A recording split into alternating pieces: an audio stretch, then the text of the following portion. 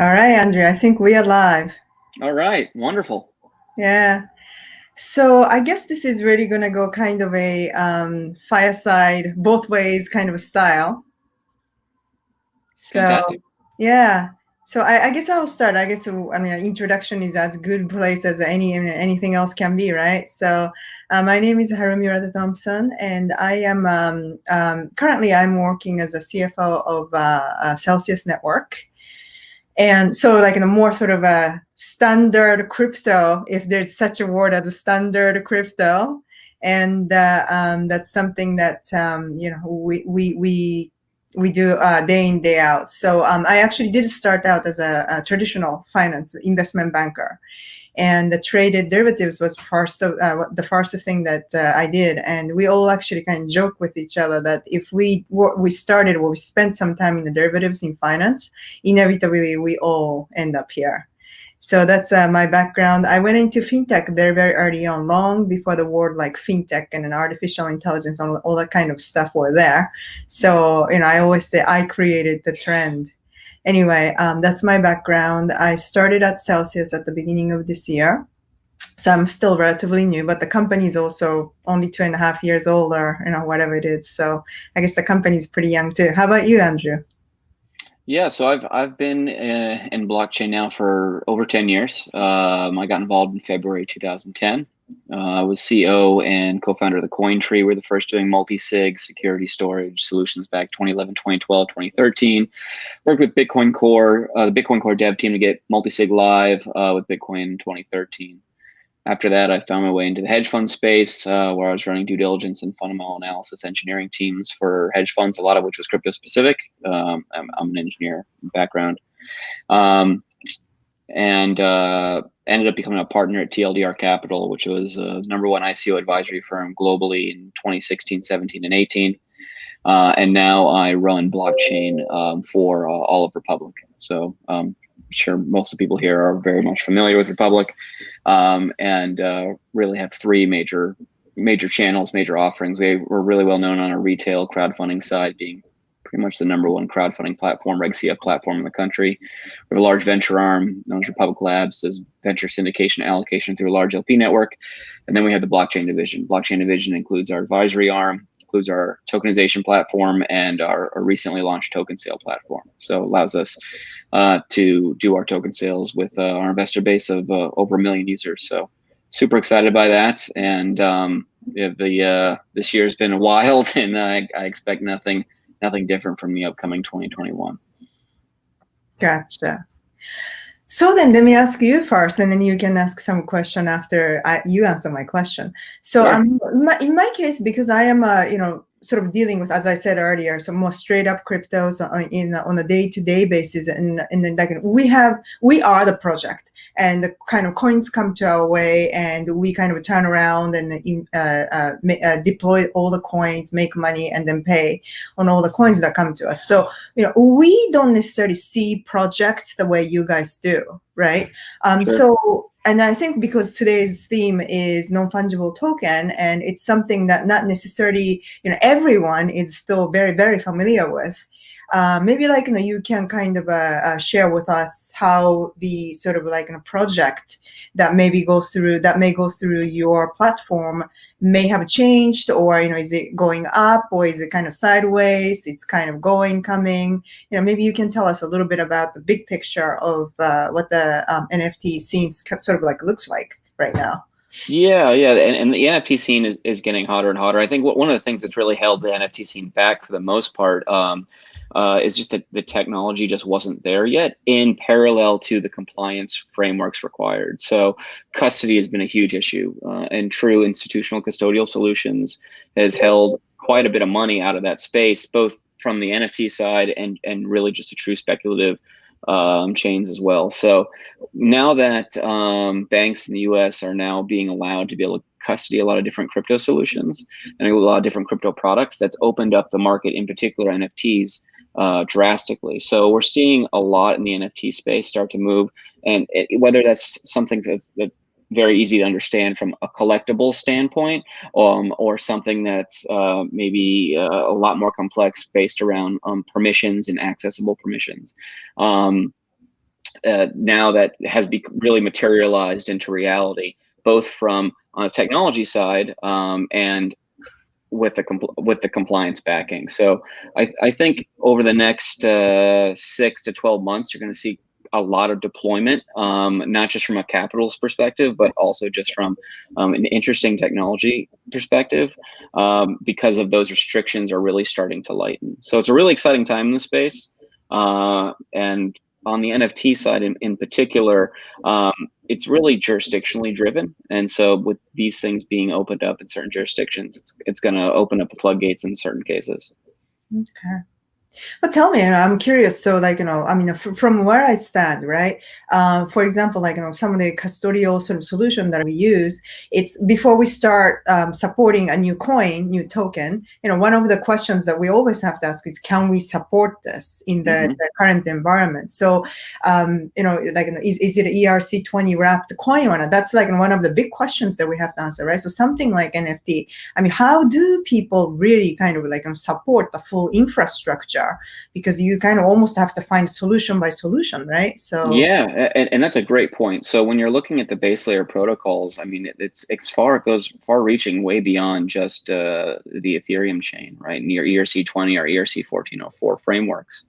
And there's a lot of really strong chains out there that are now deploying and have a focus on NFTs. So whether that's from an Algorand perspective or a Aava Labs perspective or a Tezos perspective, you have a lot of these other chains that are creeping up that have a lot more feature sets associated with it that make a lot of this particularly more interesting, and also allow for more jurisdictional use. I mean, if you just look at security tokens as an example, there's a lot of chains that just you can't build security tokens on because they don't have the feature sets required for certain jurisdictions, but in particular the United States.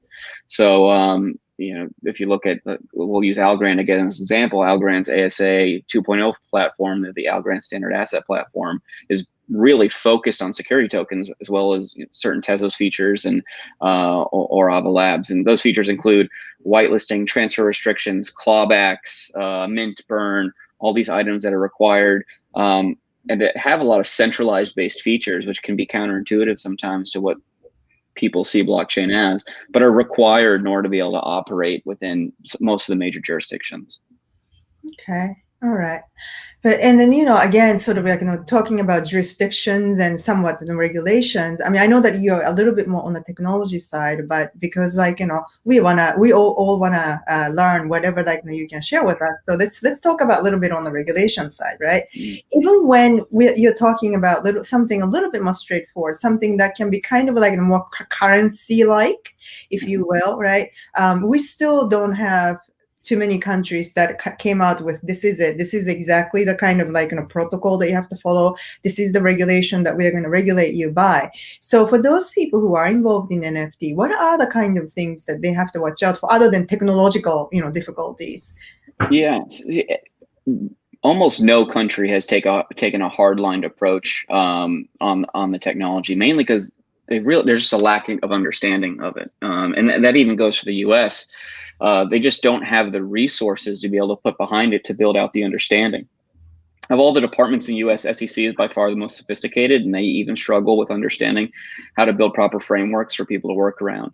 But almost every country and almost every jurisdiction has at least created some form of a swimming lane, right? So it's not necessarily specific, it's fairly broad, but it gives you at least a direction that you can swim in order to build out whatever that tech stack is or whatever the feature set that you're looking to build it. So I highly encourage you to look at whatever that local jurisdiction is if you're building something that's very local focused. Now, most people, when they're looking from compliance, there's a lot of more forgiving areas. So a lot of tokens are domiciled in Singapore or Cayman, or Bermuda is coming online with a lot of really great options there as well with their the DABA Act, which is the Digital Assets of Bermuda Act. So you have a lot of jurisdictions that are becoming more focused on that industry, but almost always there's some form of a swimming lane for you. So I'd encourage you to really investigate that. But again, very few countries have really hardline stances, which has been a good thing. Even the United States, which people consider one of the most restrictive for the longest period of time, really created pretty clear swimming lanes back from the first SEC opinion in like 2014, 2015. And that allowed for a lot of development and a lot of capital deployment simply by saying, hey, we know this is a thing. We don't necessarily know what you should and shouldn't do with it in all cases, but just don't do this. As long as you don't do this, then you can continue moving in the direction that you are. The other thing I would say is, for the most part, most financial authorities are looking for people to just be good actors in the space, right? As long as you are noticeably following the rules, and you're an advocate for following whatever those guidelines are, you're transparent in that process. If you make a mistake and you're still a good actor in the space, generally you'll hear from that governing body. They'll give you a warning, or they'll just try to give you some form of direction. They're not going to come down on you like a hammer. So, at the end of the day, be a good actor in the space, be a good representation of the industry. And even if you're, pushing the limits in some cases, because really there isn't a really clear defined line, you generally will get leniency, or, that governing body will come to you and give you some better direction. Gotcha. I think we began to talk a little bit more about the general sort of general digital assets kind of stuff in general. So let's just talk about one more thing about NFT, and then we can kind of like break loose into sort of farther the larger kind of digital assets, blockchain, etc. So for NFT. So if this is the world population, probably still like this much people are involved in digital assets, and then and people who are involved in the an NFT are like this much, right? Yeah, I probably need to hold up like a thin piece of paper to better represent. Finger wouldn't do it, right? Yeah. Finger would be just too big. Yeah. So what do you think, we might need something even just to be considered by the regular sort of crypto population, let's say, because right now, most of us, the average crypto community probably have heard of CryptoKitty. And, anything beyond that, it really kind of requires that paper to come out and say, this is the kind of population that is involved in the NFT today. So what do you think? What does it take? Another CryptoKitty or something completely different? I think the answer is pretty simple. It's just a liquidity. NFT, that's one of the areas it struggled the most is from a liquidity standpoint.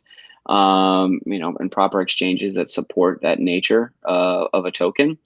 So listen, the reason that there's hundreds and hundreds of millions of transactional volume on Bitcoin is because of the liquidity, right? It's very easy to transact all over the place. There's all different types of financial products built on top of it that facilitate that. So whether that's from a derivatives market or all of Celsius's products, those liquidity feature sets are what inevitably drive that interest in that adoption. So as NFT is still kind of moving its way into that space, and you're starting to see kind of these more niche style exchanges coming online, and you're going to see a lot of niche exchanges. It's going to happen at this point. You're starting to see a lot of jurisdictional blowback on the larger exchanges, and almost every of the major exchanges, and we work extremely closely with all the major exchanges. Almost every one of them at this point is building out very localized frameworks and localized platforms in order to be able to navigate that environment. So I think you're going to see a lot more niche exchanges. You're going to see these niche NFT exchanges, which do exist, but really haven't propagated yet. That's going to be the secret, right? Because it's one thing to be able to have this asset that's important to you. But if it's important to other people and they can't access it, then you're never going to have that growth, right? That interest is never going to continue to scale. Gotcha. So I just asked you a bunch of questions. Do you want to kind of flip the role? Should we? Yeah. So you recently joined Celsius. I'd love to hear kind of what drove you in that direction, and maybe some of the things that you in particular are excited about from the Celsius perspective, over the next couple of quarters. Okay. So I joined the Celsius really because the mutual acquaintance, sort of one of their external counsels knew that they happened to be looking for CFO, and and I still do have my own consulting firm, out of which I was offering a lot of emerging technology related sort of consultation to a lot of smallish companies, actually including some government as well. And I was kind of finishing up the project, and then this guy kind of said, these guys might be in the hunt for a CFO. Do you care to possibly provide your service, at least as an acting CFO? And I said, okay, why not? I'll go talk to them. I mean, they are certainly some interesting company. So I went and I got a phone call from them, and 2 days later I started. And then I Oh, was, wow. so yeah, I mean, CEO actually joked a couple of times that this was the fastest onboarding that he's ever seen, and it probably will be, because nobody gets onboarded in 2 days, right? You have to usually go through like a couple of interviews and then come back, do the paperwork, and then and then you start. So that's how it started. Really, I mean, when I started, asset size was still barely 500 million. Fast forward 9 months, and it's about 2.4 billion. Oh, wow. That's So yeah, fantastic. in my tenure, it just kind of is accelerating at the accelerated pace. And so is the, really exciting thing for me is this, maybe even more exciting than asset size itself, is the sell price, right? I mean, every day kind of we wake up, we look at our app and like, oh, we can go buy another chocolate. Or crypto kitty for that matter, I guess. So yeah, I mean, when I joined, it was like, it was flirting somewhere around still like, sort of single digit, like, occasionally maybe 2 digits, but really when I joined, it was a single digit. Yeah. And I joined, it kind of floated around that very low sort of teen area for a while. And probably in maybe, April, May, when we began to take, not really strategy per se, but we really kind of began to focus more on the sell itself. Not that we were not, but now that I was, more sort of into sort of Celsius day-to-day operations, and under the finance, obviously, like all these deployment, sales strategy, all these things kind of take place, right? So and then everything kind of worked well. The stars aligned, as they say, and Cell is doing what it's doing today. So we're very happy about that, because this doesn't just mean we are doing well as a company, but all of the Celsius community. And then our motto is that they do well, we do well. So this is something that makes us very, very happy on an everyday basis. And of course, one of the things that I always have to think about is, so today it might be 2.2, tomorrow it might be 2.3, the day after it might be 2.5, billion, the assets that we need to think about. And we pay rewards on all of the coins, right? So if we don't yield on them, we can't pay. But we do set the payout rate the week before based on sort of like a forecast of what we are going to need, how it's doing, how it's done this week. Therefore, probably next week this is going to happen. So we're kind of like in a way paying in advance, paying forward. So we really need to yield. And so it's like one of those things that would keep me up at night. I have a selfish question, not necessarily as related to NFTs, but from a tax perspective, how are you managing all of those different verticals? I can't even imagine. I mean, it's got to be incredibly complicated. But for us, probably unlike you, which is supporting a lot of different projects as they come, we do have certain sort of I wouldn't say test, but we do have to examine each token before we start supporting them. Like can our infrastructure actually support? And if it's something that we can support through our wallet and everything, accepting a new coin is relatively easy, right? And then all that we have to think about is how are we going to make money with this coin, really? And if we have a flood of these coins, do we have some place to deploy? So like, can technology support it? And then can we actually yield on that coin? Obviously, like we have to study the coin a little bit first. But if it's a no to either one of those, we do have to kind of like put it on the ice for a while until we can resolve both problems. So it's not like we randomly support the coins, but we do study the coin first, and then we start supporting them. So yes, we do support. Actually, nowadays we do a lot of like staking coins as well. So the number actually went up again. Also, number of coins that we support is accelerating at accelerated level. 40 something, 40 plus something coins that we support. And yes, it's still majority of the coins do come from two major coins, which is relatively easy to yield off of. So that's something that we really kind of like churn. And then the ones that are a little bit hard, we really have to, we really try hard to make sure that we find home. So one of the things that we always work with the visitor people is, can we use this to borrow?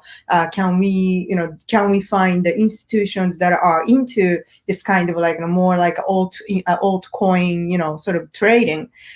So we really leverage every resource that we have to make sure that we can continue yielding on everything. Wow. And then are you guys, are you pruning that collection at all? Or do you guys pull back any tokens or discontinue any of those offerings? I will not say that we never, stopped supporting certain coins, but once we start supporting majority of the coins, there might have been one or two that we really kind of went low in the reward that we pay out. Yeah. But fundamentally, we try to continue supporting unless there's something fundamentally wrong. And then usually we like to think that we do enough sort of study of a project and everything that we do have the kind of certain knowledge of what this project is like and what this might go through, and thus we don't have to pull the coins. So we barely pull coins or put the very, very, very low yield. But we'll not say that we've never done it, and we'll not say that we will never do it. Sure. And then from the NFT perspective, since kind of how we started off, what's Celsius's opinion on that, and how are you guys looking to enter that market, or are you looking to enter that market in relatively short term? So the future is unknown, but right now I think ours is more about more standard cryptocurrency, the stable coins, and actually precious metals, gold. That's probably the gold is something that we probably put a lot more resources before we are going to go into NFT. And the reason being, we are financial institution, right? And when you're talking about people kind of transferring their coins into the wallet and then us turning around making some some yield on all these coins, and that's we are being able to pay back yield, we have to think about, again, it goes back to which coin can we actually yield? Is there a place for these coins to go? We have a responsibility for those people who provide the coins to us instead of doing something else with their money. So, indeed, we're kind of looking eye to eye with all the clients that we have. And, we have to think of, if we are going to say we're going to support this coin, this token, then can we be responsible enough so that we actually can pay more than, if they just kept the cash and kept it in the bank, which is not a very hard one to beat right now, because every cash is paying 0.1% at the bank today. But still, we have a responsibility for the client money. So, yeah. Wow. I'd be very fascinated to see how down the road Celsius would look at leveraging those, in particular NFTs, because generally people try to just hold them, right? So if you're able to hold them or stake them, or long term, inevitably that's seems to be in parallel with the use case, at least on the surface, right? So Yeah, look, we are doing a lot of like staking. I mean, we are taking a lot of staking coins nowadays. Yeah. So if it's something that reasonable and like we can support in our infrastructure, meaning like is it some ERC20 wrapped or something that we can kind of like wrap into something, then it's definitely a possibility. Got it. Has COVID forced any pivots within Celsius, or any core strategy changes? Very, very reasonable question. I get this question all the time. And then I will say this, in March, as the COVID was becoming bigger and bigger problem, and we knew that something was going to happen. And then, of course, March 12th happened, right? I mean, just like everybody else, I mean, we fundamentally, we are fundamentally wrong. We are fundamentally long, not wrong, long. That's a huge difference between big difference. Wrong. Big difference. We're not fundamentally wrong. We're fundamentally right. We're fundamentally long all the position. So like and there are a lot of different. I mean, most of our deployment is collateralized loans, which means what really kept us busy is not so much of a like are we actually losing coins where we are, but the first big problem was like we need to keep meeting all these margin calls, both in and go, both like inbound and outbound, right? Because like we do have positions out there, we do have positions this way too, and we were kind of like moving the coins like this. And, I mean, I'm not going to say that immediately after that meltdown, everybody got a little bit, more conservative, and there was a sizable, sort of change in the position that we held. That definitely happened. And also like value itself went down too. So momentarily after the March 12th incident, there was a time that we were kind of wondering, where is this going to go? But, something amazing happened. People who hold it still had to find some place to kind of park it and earn some money. And, that I think a big incident like that brought out a lot of not the prettiest pictures of some of the projects and some of the companies, right? And we actually came out of this situation actually even stronger. And we once because of the value going down and because of the immediate sort of withdrawal of the position, immediately after, like just like everybody else, so we saw a little bit of a down, but from there we had a record number of signups, few weeks in a row. And pretty much since then, we are having, in terms of inbound, outbound coin net value, we have been pretty much every week net positive inbound. Oh wow! Yeah, that's fantastic. Yeah. So it was really only maybe this moment. Yeah. The liquidity requirements and the margin calls in that March period was just wild in every direction. We do a lot of work with the exchanges, the market makers, and the metrics that they were sending back to us was just, I mean, really, really earth shattering. But it was interesting because there was pullback and then almost immediately double deployment, right? I was kind of like, you could see everyone reacting just to the ecosystem, right? And reacting to just kind of this global issue. And then realizing, wait a second, this is exactly why I'm in this industry, right? And then like doubling back into it. And then it just went wild after. I mean, this has been the best year Republic's ever had by, incredible amount, and it doesn't seem to be slowing down in any variety. And I would imagine it'd be the same for you guys, which is super exciting. Super happy for you guys. So, yeah, it's just been a wild time. And I don't really see an end in sight. I do think that, the pandemic will wind down and vaccines and all those things are going to happen, but there's been a fundamental change in the psychology of the population.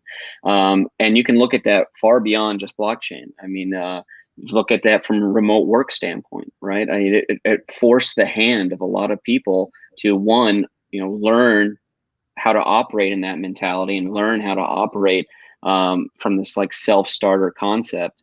And force industries and businesses to also accept that as a reality too. So it kind of jump-started, maybe pushed the species forward like maybe 20 years in a very, very, very short time. And again, you're not going to see that pullback. I think life returning to that office mentality won't be the same, and I don't think it's going to be different in the crypto side either. You know, there's so many people that jumped into that pool now because they understand the value, and not just the use cases and the thesis behind it, but the actual material value associated with it. And again, I don't see that pullback. I think last night, or maybe it was the night before, there's 25,000 Bitcoin addresses created in 1 hour. Right. And that just continually increases. And I'm sure that directly reflects to you guys in some capacity as well. So really exciting time overall. Yeah. Yeah, no, absolutely, absolutely. And, also like, speaking of the fundamentals change, I mean, if people were primarily using cash, for example, I mean, cash requires you having to visit the bank, and cash requires you actually going to physical sort of like a place to buy the goods, right? And then all these things that you don't even think about when nothing like, everything is normal. And then all of a sudden, like, this kind of environment happens, and you start thinking, wait, maybe I don't even want to touch the credit card machine. Maybe I just want to stay home and then try to do everything on my computer and things. Yeah, I mean, Bitcoin is not accepted everywhere today yet, but I mean, the vendors like PayPal moving into, I mean, to take the Bitcoin as the back end of the whole payment that they can sort of like allow users to make going forward. I mean, it's really going to change this whole thing. If the less contact that you have, yeah, people will come back, as you said, and yeah, the economy will come back. But I mean, if we can continue doing certain things certain way, we will stick with the like, what comes easy, right? What comes like what feels nicer, what comes easier. So I think this is only going to accelerate. And I mean, you are a man who got into this business 10 years ago. Probably most of the people haven't even heard of the word like blockchain or Bitcoin back then. So I mean, probably for you, probably you feel like it really has come a long way. But in most people's eyes, everybody's talking about it. They still haven't seen it, and it's like, so where is it? Where is it going? I don't think this is going to do anything for us. But hey, guess what? All other sort of emerging technologies have existed since 1950s, 1960s, and where are they today? Artificial intelligence, space technologies, the digital security, all these things. Where are they? They are just blossoming. Blockchain is only 12 years old. What are you going to do? Yeah. It's super. And I tell that to people constantly. It's just super early. I mean, yeah, you can unpack almost any modern telecom tech at this point, and if you were to back it down into where was it 10 years after it launched, it would look in its infancy, right? I think there's a little bit different level of exposure on this product because it just spans so many different verticals. There's a financial component about it. There's a technology component about it. There's a communication. There's a governance aspect. So it fits into a lot more. So it gets a lot more exposure from that perspective. So it feels like, well, a lot more people know about it. So, it must already be prolific, but it's just so incredibly early. And yeah, I mean, even for myself being in it as long as I've had, I mean, I think I've maybe just stopped being called crazy maybe like 2 years ago. Right. So like, took a really bad beating socially in this for a long time. But yeah, who's on top of the mountain now? Right. So it's been all the ins and outs of the technology and then everything around it. Right. But I truly have always believed in it, just the fundamental impact that would have on a variety of spaces. And a lot of people, especially within the US, they don't understand that it may not feel as impactful to them because in a lot of cases, maybe they don't either A, know they're using it, or B, don't realize that it's not as necessary for them as it may be in somewhere else, somewhere in South America or developing nations, where from at least a commerce perspective, it's incredibly important, incredibly valuable. But the reality is that the blockchain layer, at least on the adoption side in most of the developed nations, is just going to be hidden, right? We're working on with a variety of enterprise companies now, deploying this on technology that people already use, and they're just not even going to know that the blockchain layer is there. It's just going to be hidden just like AWS or some Apache layer or something more traditional. So the adoption is going to happen whether people realize it or not. How that affects the speculative market, I'm not necessarily sure, and that's not as much of my focus as I think just the overall deployment, development of the space itself. I've said from the very beginning, growing the footprint is my number one priority, and that's how I've approached it since the beginning. So we're still continuing down that path, but extremely exciting place, and super happy to be chatting with you as well. Obviously, a huge fan of what you guys have going on over there in Republic and Celsius. Have chatted many times. But yeah, I don't know if we want to make time for questions. I'm not sure what.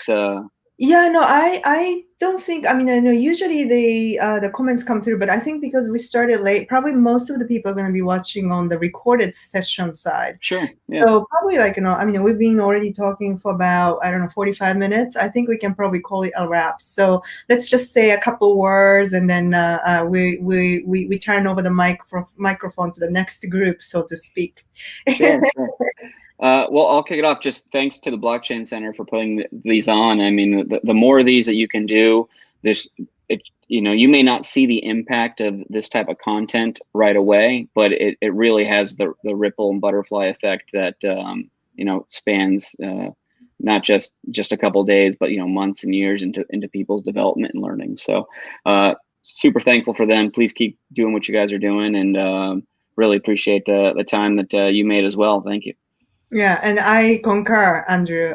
Thank you very much. I'm a huge believer of education, and that's only the way we can get the words out about this technology and make this population to the crypto community, and then this is the whole population to maybe this is the crypto community. Yeah. There's some kind of change, right? So that's the way we can go about this. So thank you very much for creating the contents, persisting, sort of to put out this kind of content. I always enjoy talking on the Blockchain Center's channel whenever they put one of those events together. And then every time we come, it's a different theme. It's amazing. And it's amazing network that they're leveraging to put this together.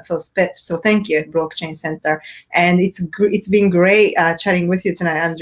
I'm sure we'll be talking again soon. Fantastic. Well, thanks so much. Take care, guys. Bye-bye.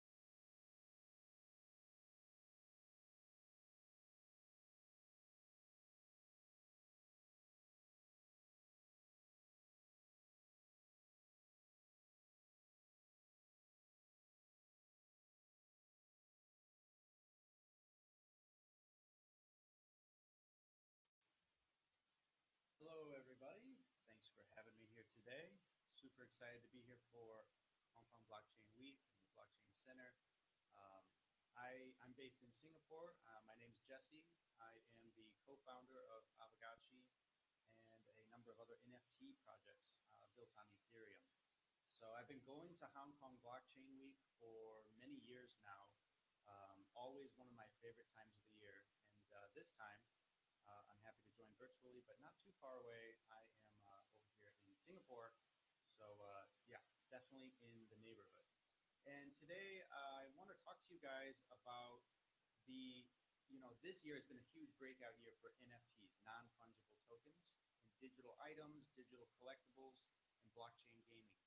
So today I want to kind of run you through a very specific area of non-fungible tokens that I think has amazing potential and is already showing itself to be so. It's something that is called value staked NFTs. Some call it intrinsic value NFTs. There's actually a lot of ways to describe this, but it gets you right away. I think it gives you the idea of, okay, it's a non-fungible token, and then there's something else going on with it. And there's a few companies out there, a few teams already working with this, my team being one of them. But here, I'll make sure my volume's good. Can everybody hear me? Check, check. Okay. And my mic is up all the way. So yeah, we're going to go through those today. There's basically 4 different projects that are using this idea of value staked NFTs, and I'm going to take you through them today. All right, I have to share the screen, so give me 1 second. My favorite part of the online experience. All right, and here we go. All right, and let's present. Hopefully you can see this nice and clear. It says innovating with value staked NFTs, and it's happening on Ethereum. So let's take a look at what I'm talking about and what exactly, I guess before we do that, we should think about what gives an NFT its value, right? And so there's a couple of things. There's the scarcity. Most obviously, all NFTs are provably scarce, right? So the other one is the ecosystem. So if you have an ecosystem that needs these NFTs, you're going to see a value there. And that kind of goes with the next one, which is community. But that doesn't necessarily require a centralized platform or any sort of specific platform. It can be extremely diversified with things like crypto artists. So right now you have tons of artists out there that are experimenting with this new medium and delivering really amazing artwork in a totally new way that's provably rare on the blockchain. So these are all examples of what gives an NFT value. The one thing that my team noticed and the guys at Engine noticed very early on was that all of these are speculative or heavily reliant on outside factors. And one of the great things about Ethereum and blockchains is composability and being able to mix things together on chain. So there's a lot of value on the blockchain. And one of the things we thought about was, what if we could connect value that exists somewhere else on the Ethereum network and kind of wrap it in an NFT? And so this is the idea of baking the value into the NFT itself, which kind of lends itself to some very unique use cases that you can see with at least 4 projects right now that have kind of embraced this idea early on. 2 of them I'm involved with, and 2 of them are completely separate. I would say the first ones to the scene was Engine, and that's their old school logo right there. You might recognize it from like 2017, 2018. ENJIN, kind of the OGs of the space for non-fungible tokens. And they, a few terms here. The NFT standard that is most popular on the Ethereum is ERC721. So just like most of the tokens trading are ERC20, non-fungible tokens can be identified as ERC721s. On like a CryptoKitty, for example. But with Engine, they actually came around and they introduced a different standard that has become adopted first by themselves, and then by more and more projects, including Aavegochi. So that's the 1155 standard. Why does this matter? It matters because with Engine, they thought about quite a few use cases that the 721 simply can't do or can't do in a cost-effective way. So we're talking about things like batch minting or batch transfers. So if I want to make 1,000 swords and I want to give these digital swords to all my gamers as a game item, an 1155 makes more sense because you can batch transfer these in one transaction. With a 721, it's extremely focused on being one by one, unique objects living on the blockchain. So it takes it to the extreme, and what that means is it's very expensive to batch transfer these. So it's not very conducive for things like gaming, or at least it has its limitations in certain respects to gaming. But if you want to do artwork or some other use cases, a 721 is still by far the most dominant standard in the space. But we're very thankful that Engine innovated with the 1155. They also innovated with the value staked idea, where you can actually take their Engine tokens and you can back these 1155 NFTs. You can back them with certain amounts of Engine tokens. So what that means is if you ever dissolve or burn your NFT, destroying it, you would get the value of that Engine token back. Now, this was all being done with the 1155, and they have Engine mostly focuses on a lot of a game, like this was developed for their games because it's an amazing games platform for blockchain gaming. And so I highly recommend checking out what they're building. They have a new game coming out very soon that really takes advantage of this, and they're doing incredible work there. So they're kind of the innovators, the pioneers. Then somewhere along the way, I was my original work in NFTs was through Mintable, which was the first 721 minting platform. You can go to mintable.app and mint any NFT you want by uploading what they call metadata. You take the data you want, your JPEG, your GIF, whatever you have, and you upload it you mint it into a NFT.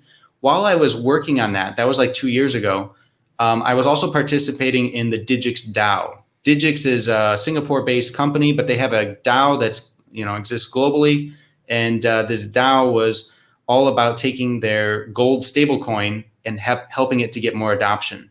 And so after their gold stablecoin launched, I kind of had this feeling like, it's kind of boring. Gold stablecoins in general are usually pretty boring. And so how do I make the gold stablecoin more enjoyable, more gamified, more like my real coin collection, that I had growing up, some silver coins and some mostly nickel. How do I do that? Well, I thought, I could probably make a 721 smart contract that has sort of an escrow contract attached to it. So you could stake or enter some amount of gold stablecoins.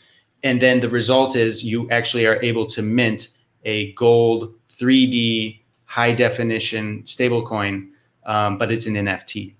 And that's what we did with BullionX. So BullionX came out at the beginning of this year and was very well received. It was kind of a proof of concept of this idea. So what we wanted is we wanted people to be able to start collecting coins and actually know that there's a base value. So instead of having just the speculative values we talked about earlier, the community, the utility, there's also this base value of the intrinsic gold coin. So whereas the Engine token fluctuates in price all the time, this was the first instance of a team coming along and creating a stable coin value to put a foundation on your NFT. So if you trade that NFT, the value of the gold goes with it. I think 1 DGX is 1 gram of gold, probably about $60 US today, maybe more. And most of these tokens are extremely rare. There's only 3 to 5 of them in existence, and each one is staked with usually 1, 2, or 5, or even 10 grams of gold inside. So just like Engine, if you melt down that NFT, you destroy the NFT forever, making all the other ones even more rare and more valuable, but you get your gold back.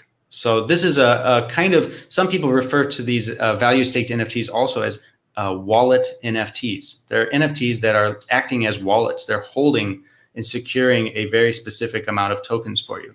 So very proud of what we did with 3D Bullion X. And we're kind of refurbishing it right now to come out for a Bullion X 2.0 somewhere near the beginning of next year.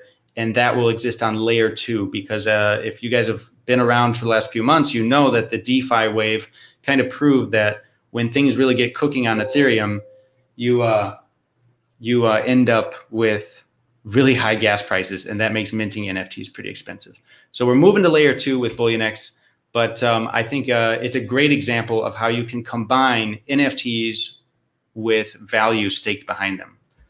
I'll finish up here by sharing Aavegochi. Aavegochi is our main project we're totally committed to right now. My team is called Pixelcraft Studios, and the team has shifted and grown so much with Aavegochi because now we're taking not just a stablecoin, but we're looking at Aave, and we love intuitive projects. And with Aave, you have tokens, including stablecoins, that naturally accrue interest without you pushing a button. Like you wake up and there's just more of that token in your wallet.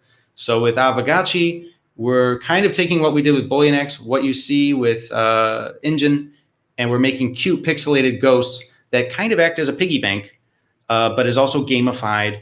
They have unique traits. They kind of get that RPG element going to them, and they are still provably rare. And in a twist, they're all on-chain artwork. So all of the artwork is literally stored on the Ethereum network. So they're going to exist as long as the Ethereum network. A lot of NFTs fall short there, where they have to go to a third party or like an AWS server to host the images. It's kind of one of those dirty secrets about NFTs. And in our case, it's following in the footsteps of Avastars, who kind of innovated on this earlier this year as the first of its kind. So we're taking that, kind of pushing the limits with highly lightweight SVG files that can be stored on chain. So this is kind of a run through. We're going to be launching this in December, and it's another example of, instead of stablecoins, you have a plethora of Aave A tokens that are able to be staked into these NFTs. And so it kind of brings everybody together. All of these projects, including Engine with the 1155, Bullion X with gold-backed tokens, and then Aavegochi with interest-bearing, yield-generating NFTs. You can see that this is just the beginning. There are a lot more ways to combine NFTs with other value on the Ethereum blockchain. If you see now there's talk of like insurance or other things being collateralized and tokenized onto the Ethereum blockchain. In theory, all of those can become powerful tools that NFTs can augment and make even better as far as a user experience, as far as gamification and collectability. So thank you for my short talk. I hope I squeezed a lot into a small space, and I hope to see you all at aavegochi.com or follow me on Twitter at Golden Cross. That's without all the vowels, most of them. So it's GLDNXROSS. Happy to see you guys there, and thank you for having me, Blockchain Center and Hong Kong Blockchain Week. Thanks, guys.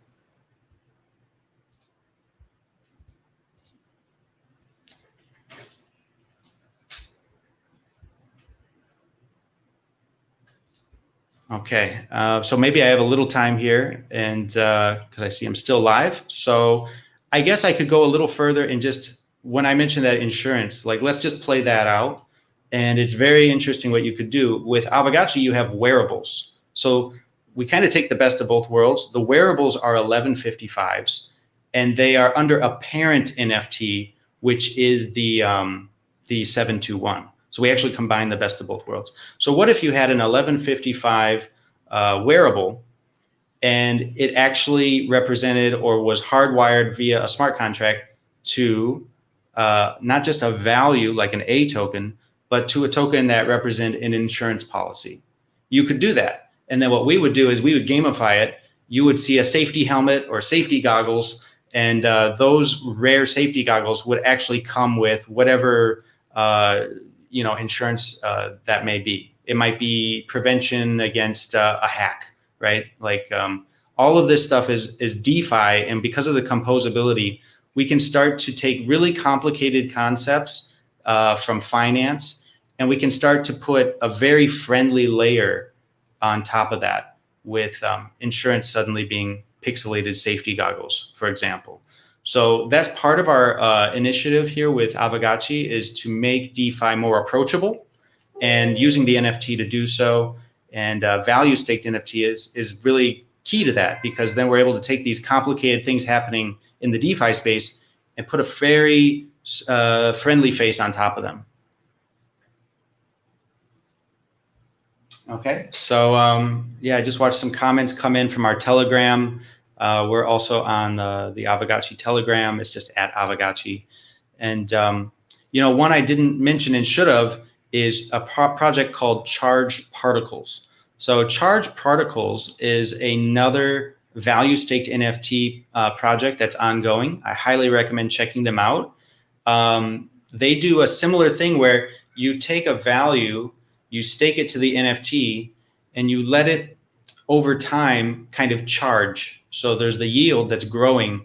And the idea there is that maybe that sword we mentioned earlier, imagine if that sword had yield accruing, and the sword actually reacted to that. Maybe it changes colors or it glows, and then it's literally like a charged particle, and it shows, and then you can spend it at some point. So you can discharge the yield in the middle of a game. So maybe the more you stake, the faster it charges, and the faster you could win the game. There's all sorts of things like this that we can do with these value staked NFTs like that. So in Aavegochi's case, we want to have, there's a lot of mini games that will be coming out in the coming months. So first you get your Aavegochi, but then the games start coming in, and you can imagine very easy to play, intuitive pick-me-up games like Pac-Man, like the stuff from the early 90s.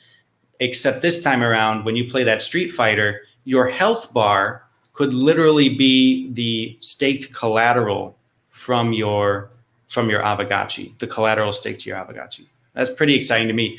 You could use that as your health bar. It could become a kind of fight club in the backyard with all your Aavegochis battling. You might see something along those lines where it could either be the base collateral or the yield that your collateral is generating. And both of these can be put to use in very interesting ways, just like charged particles with the sword and the game items being charged, or in our case where the collateral could take on roles for health bars, or even weight classes. So imagine the big whales, right? They have a lot of things to stake to their Aavegochi. They can't possibly be participating in the same event as someone who just has the minimum stake, right? Every Aavegochi has like a minimum stake in order to summon that Aavegochi and own it. So you can start to see how we're planning and why we would be planning to have these different weight classes.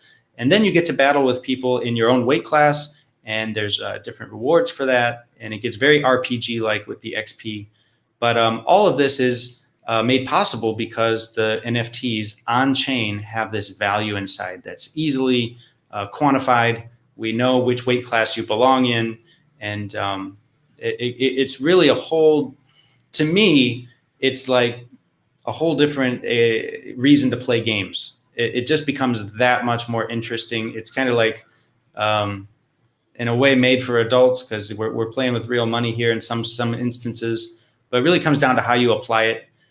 With BullionX, it's all about encouraging savings and giving your base value a second layer. You basically take the gold you already own, and you're just adding a speculative layer on top, and you get to get creative. That's, I think, the biggest thing about NFTs is it's a space on the wider blockchain network where the creatives can really go nuts and have their say in creating experiences that have lasting effects on chain. So thank you guys. With that, I will wrap it up, and hope to see you on other parts of the web. See you at Aavegochi and Golden Cross. Talk soon, guys.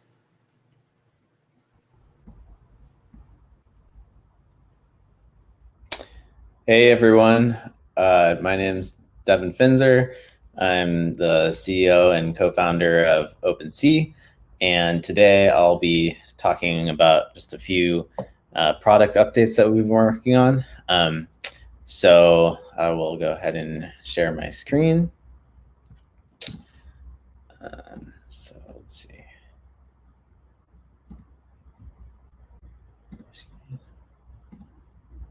All right, so hopefully people can see my screen.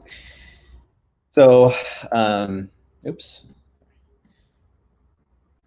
So a little bit about OpenSea. OpenSea is a marketplace for blockchain-based NFTs. So we started in early 2018, right when CryptoKitties launched, and we're essentially a platform where you can buy and sell all sorts of NFTs. And we also serve as an explorer for different NFTs as well. Here's the page. So this is to show that we have a variety of ways to auction NFTs. So you can sell for fixed price, you can sell in different types of tokens, you can do Dutch auctions, highest bid auctions, and sell bundles. And we've invested a lot in sort of building out the most robust auction capabilities for non-fungible token trading. We also have a significant developer-facing and creator-facing side. So we allow anyone to create an instant, powerful marketplace for their items with every single feature that we offer, and the ability to just sort of customize and white label that marketplace. We also allow projects to set their own fees and take a percentage of secondary sales. A lot of projects run sort of initial item sales on our platform, and we've been investing a lot in supporting stats and market insights for projects as well.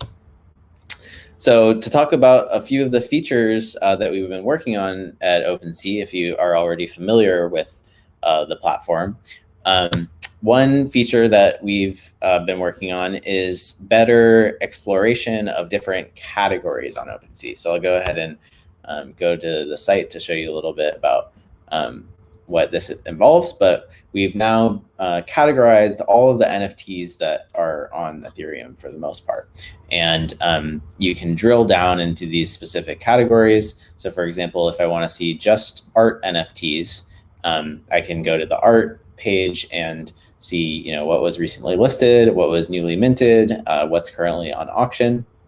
And then in the assets drill down, I can filter by the various categories. So here you can see that I'm viewing all of the recently listed and recently listed NFTs that are art.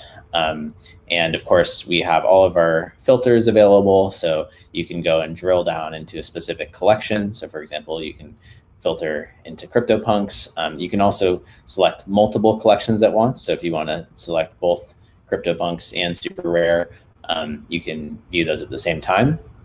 And what's cool is we recently updated our activity feed. So if you go to the activity panel here, you can see all of the activity on all of those collections. So here we filtered by Super Rare, CryptoPunks, and art. And we can then filter by different event types. So if you want to see all the sales for art NFTs, so if we go ahead and get rid of these filters here, we can see all of the different art sales over time across all the different art platforms. So this is really nice if you're sort of more interested in a specific genre of NFTs and you really just want to see those types of NFTs as opposed to seeing the whole feed of all of the different types of items. The other thing to mention here is that we've added deeper statistics for different projects. So we've always had our rankings page, which shows the top non-fungible token projects by 7-day volume.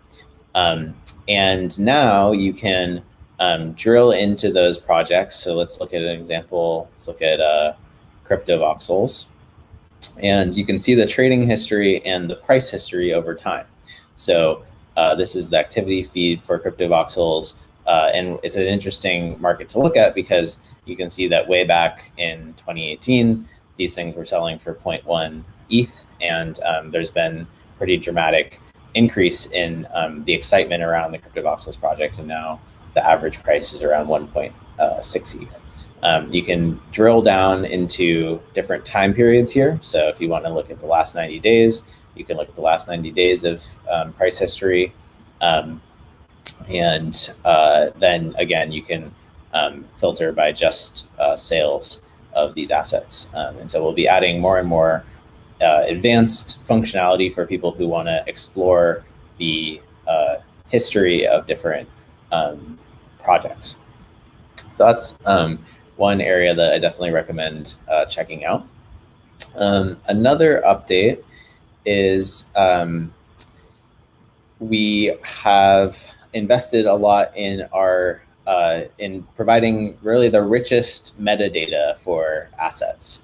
So for example, if I go to the meme project and I look at an individual item, let's look at this one here, I can see the price history of this item over time. So I can get a rough sense of what the item is worth.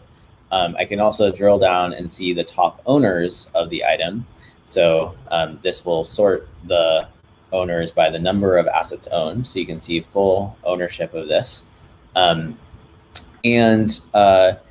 You can get a really easy glimpse of like, well, what is the cheapest price for this particular item? And we now have the USD price alongside the Ethereum price as well.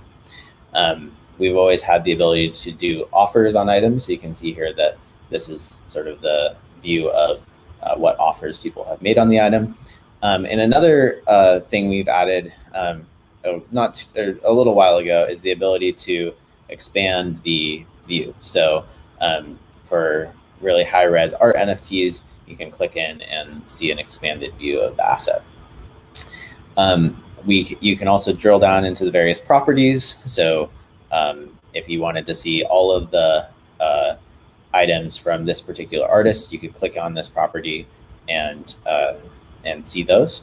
And then additionally, you can drill even into the chain info, which is basically what contract address this is and what token ID this is on as an actual ERC 1155 or ERC 721. We've also done a lot of work around preventing fraudulent NFTs and helping curate the marketplace so that items don't show up that are knockoffs or fake versions of an item. So you can see here that Meme Ltd is a verified contract. So the OpenSea team has actually gone and checked that this contract is what it says it is, or this is actually the meme project, it's not a knockoff, and will provide you with a warning if the contract has not been verified, or if the contract is a mintable contract, which basically means that it's a contract that anyone can mint assets to. And so, it's possible that someone minted something that, is a duplicate of a verified asset. We also have the ability to report NFTs. So if you find an NFT that is fraudulent or is violating copyright, you can report that to us. And if the report is accurate, then we can take it off of the site and not have and make sure that people don't accidentally purchase it. And we have, this isn't very new, but we have a detailed event history of what has happened to this NFT. So how many times has it been listed? How many times has it been sold? All of that. And you can drill down and look at, who has owned this in the past.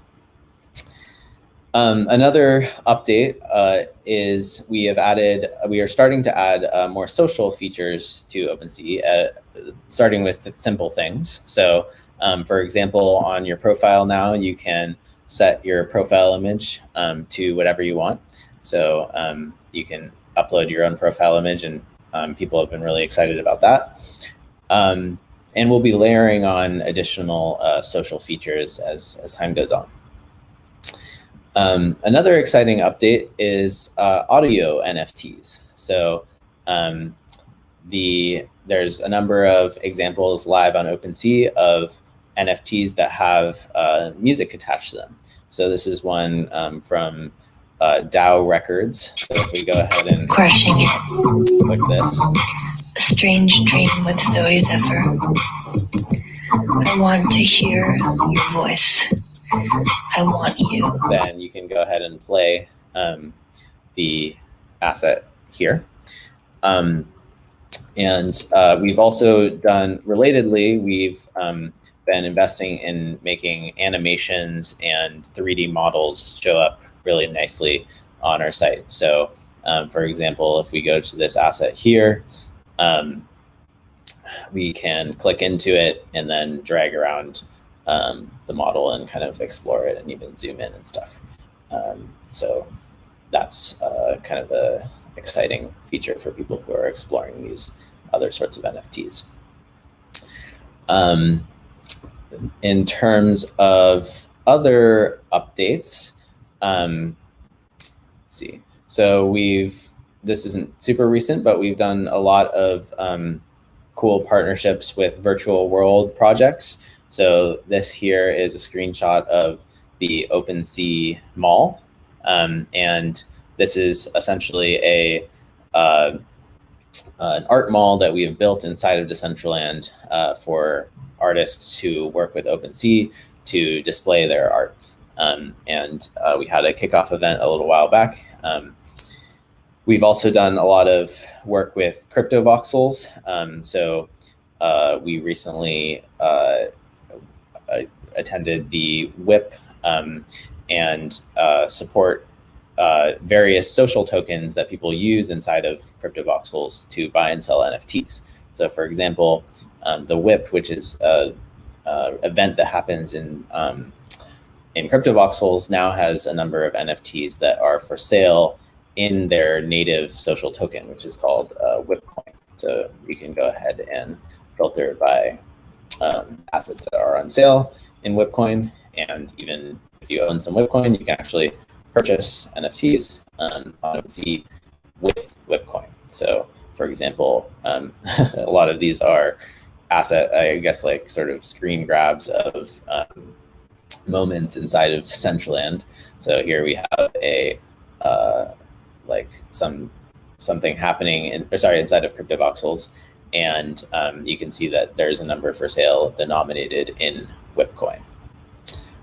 Last but not least, we've added the creator to all of our asset pages. So you can see that this is created by the WIP storefront. So now it's really easy to see who was the original person who made an NFT.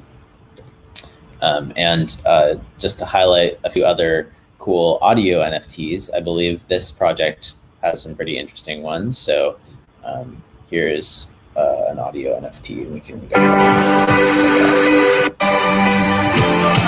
so let's see if I had any other updates. I think that's pretty much it.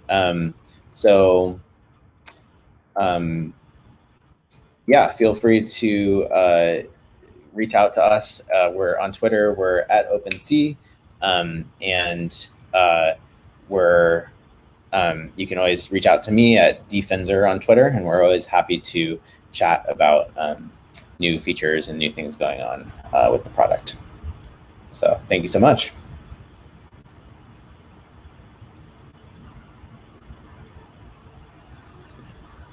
I guess I have a couple minutes left if anyone has any questions.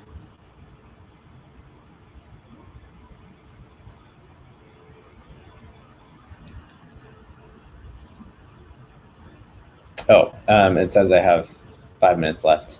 Let's see, what else might I want to talk about?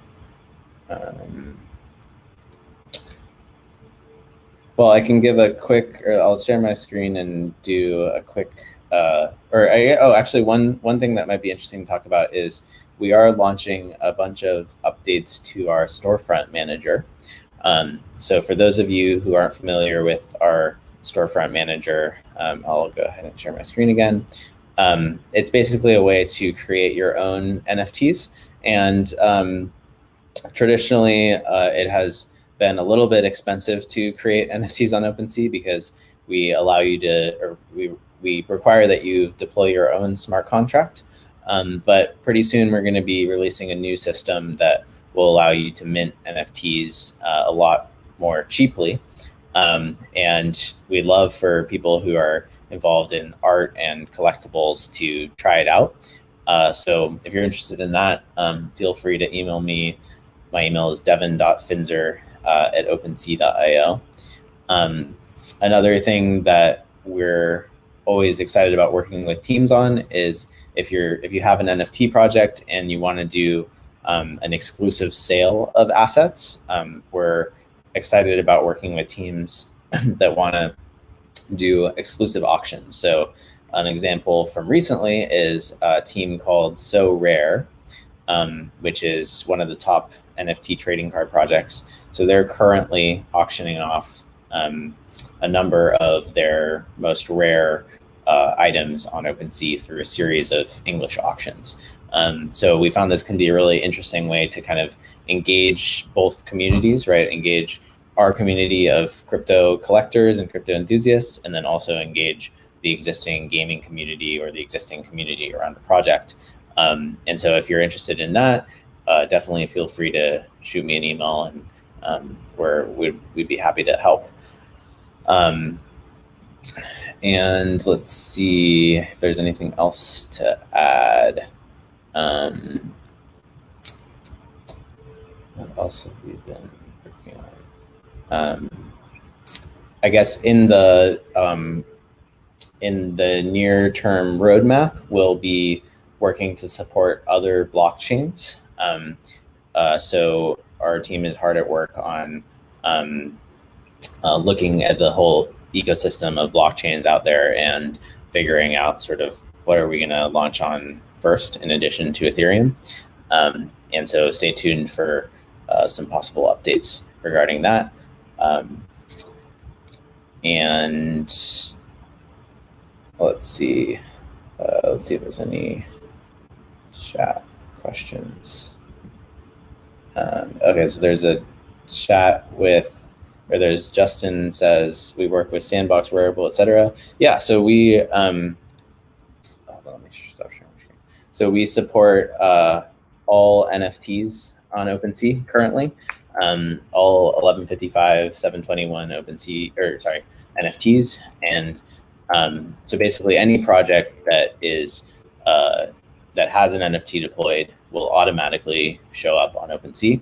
And we also have a lot of documents and tutorials for developers who are building new NFT projects and sort of need guidance on how to deploy their smart contracts or how to sort of like set everything up with trading. You can check out docs.opensea.io. Actually, I can do a quick screen share of that since I have a little more time left. Let's see.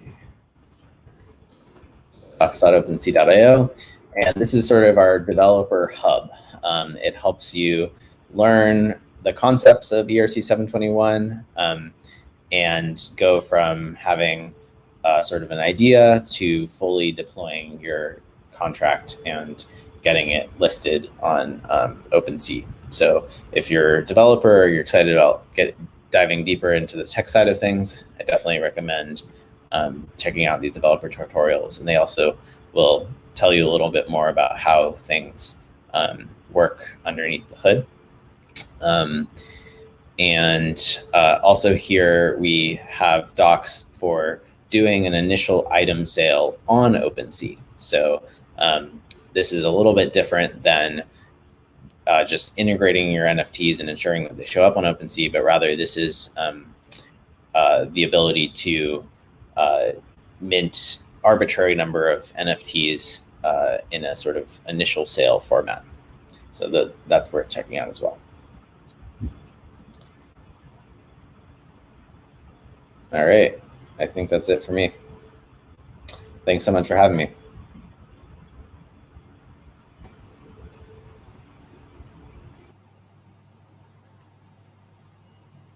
Hi. I'm not sure if I'm already live. Yes, I'm already in the show. Hi, guys, and thank you very much for the opportunity to present. And I liked very much the presentation which happened before, which is about NFT, which is a topic I'm highly interested. But today I would like to talk about a little bit of a broader topic. We see the same thing as well in the NFT space, which is basically a little bit, the things behind it. And the topic I want to talk, I don't know how I can share here the screen. Let me see, share screen. Share screen. Share screen, it should work. You should be able to see it now. Yes, I'm hoping so. Please, someone let me know if there is a problem with what I am seeing. But it should work. Let me open the presentation. Send. Okay. Let's go back to the beginning.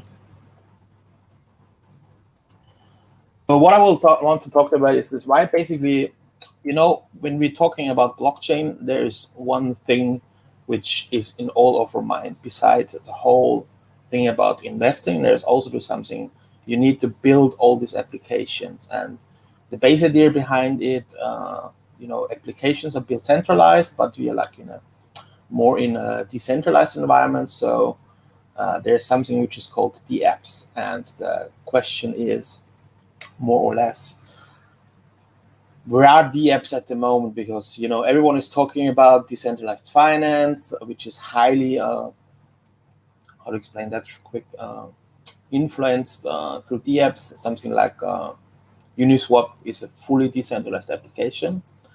And before we start, I should give as well a short introduction about me. My name is Juergen. My pseudo is Jonathan Hartmann. I'm a crypto investor. I build applications. Mostly I'm working at the moment for my own company, which is called Tokenization Limited, where I'm active as an expert in this kind of from the business development perspective, but also sometimes people have an idea, they understand how architecture works for the traditional way, but I help them to build more decentralized focused apps, and also do all things around NFT is a very big topic I'm interested in. In this whole blockchain space, I have actually since late 2013, which is very interesting because now we are entering a kind of a hype again, and people are starting to, how do I say that? People who were contacting you 3 years about crypto or Bitcoin were interested, and then the crash happened, and people were not really interested what's going on. Now, for example, the last 2 weeks, I get inquiries from a lot of people which kind of were interested, but then dropped out. And as soon as the price goes up, they are back again. But for me, it's okay, there's much more in that industry than just looking on the price. If you would like to reach out, you can do this very easily through Twitter. So the general question would be, how many people are really building the apps? How many people are using the apps, and how many finds them complicated? Because I think we all know, if you're in crypto and you're used to things like MetaMask and usability, there is, to be honest, not really very convenient. And then explain someone this concept that you have to, if you, for example, want to send a token or have to interact with an application, you need to have some ether and you need to pay gas. So it needs a little bit of an understanding how this all works. But before jumping really deep on this topic, we need to look a little bit back what happened in a very similar industry. And this industry has influenced us very much. And definitely what happens there as well is this industry can show us how adoption can go very quick. In the early days, when we talk about the mobile internet, what we were saying, hey, apps. And I can remember myself, it's not that far actually. Because in 2008, it was a kind of more or less the iPhone launch. But how did it look before? So we had something before. Mobile internet was kind of a web standard. Devices were tiny. Were not really built to display internet sites and stuff like this. Yeah, there was something like BlackBerry, which was already a little bit of advanced. But all these devices, they were fragmented in operating system. It was not really easy to get into internet or onto the internet on mobile. Or I myself worked back then for a company where we developed something very similar to what now, for example, Instagram is, where you can store pictures. And I can remember we had like endless amount of applications, like derivatives of applications, because each phone have different sizes and screens, and even from the same company. It was basically like a Wild West garden. Like it's a little bit now in the crypto space. If we continue, how does it look now, like more than 10 years later? We have a very clean ecosystem. We have something like which is Android, we're nicely apps, we have iOS, and everyone is like happy. Both things are looking similar in terms of the devices, in terms of usability. But what we have seen here, it took like 10 years around that this whole movement from the first time apps were coming up until really like it hit like the mass market. And it was because things are getting easy. You don't need a credit card to download an app anymore. You don't need to sideload app, stuff like this. And the lesson learned back then for me was great things take time. So, and this is like a little bit as well, like in the blockchain space, like, because for me, like in my younger days, it was like I was very highly interested in mobile internet, but I got kind of frustrated because, you could not really build useful things with it. And so I moved, for example, on to different ventures. So, but what is a DApp in general? So a DApp is basically any web or mobile application which uses smart contracts and more or less, in my perspective, runs on a public blockchain. And these are essential parts of the infrastructure, how the whole application is built. And it allows the full ownership of the assets or whatever it represents. And basically peer-to-peer transactions are happening. If you compare it like what's a decentralized mobile or web app versus a centralized mobile or web app, you see, for example, the user interfaces should look very similar actually, but when you look a little bit of behind this layer where the core business logics are happening, in the decentralized apps, they should happen, for example, in smart contracts plus some protocols. Recently, maybe some of your people have heard about this service which is called the Graph, which is like a decentralized, database. Then we all are aware about IPFS, where you can store like decentralized images. In the centralized world, it's basically function, libraries, and SDK, but they're all like running on your own servers. And as well here, like in a decentralized world, the core logic of the business would run basically in a decentralized manner, as we call it, versus the core logic in the traditional app application where it runs in a centralized way. For normal developers, it takes always time to understand how to build something in a more decentralized way because they were grown up and trained most likely to build centralized apps. So it's also for developers sometimes hard to be able to get into these different ways of how things can be done. So what is happening now and why does it count? So when we talk about the apps, where they are actually built, actually, they are not too much blockchains where really actual DApps are built on.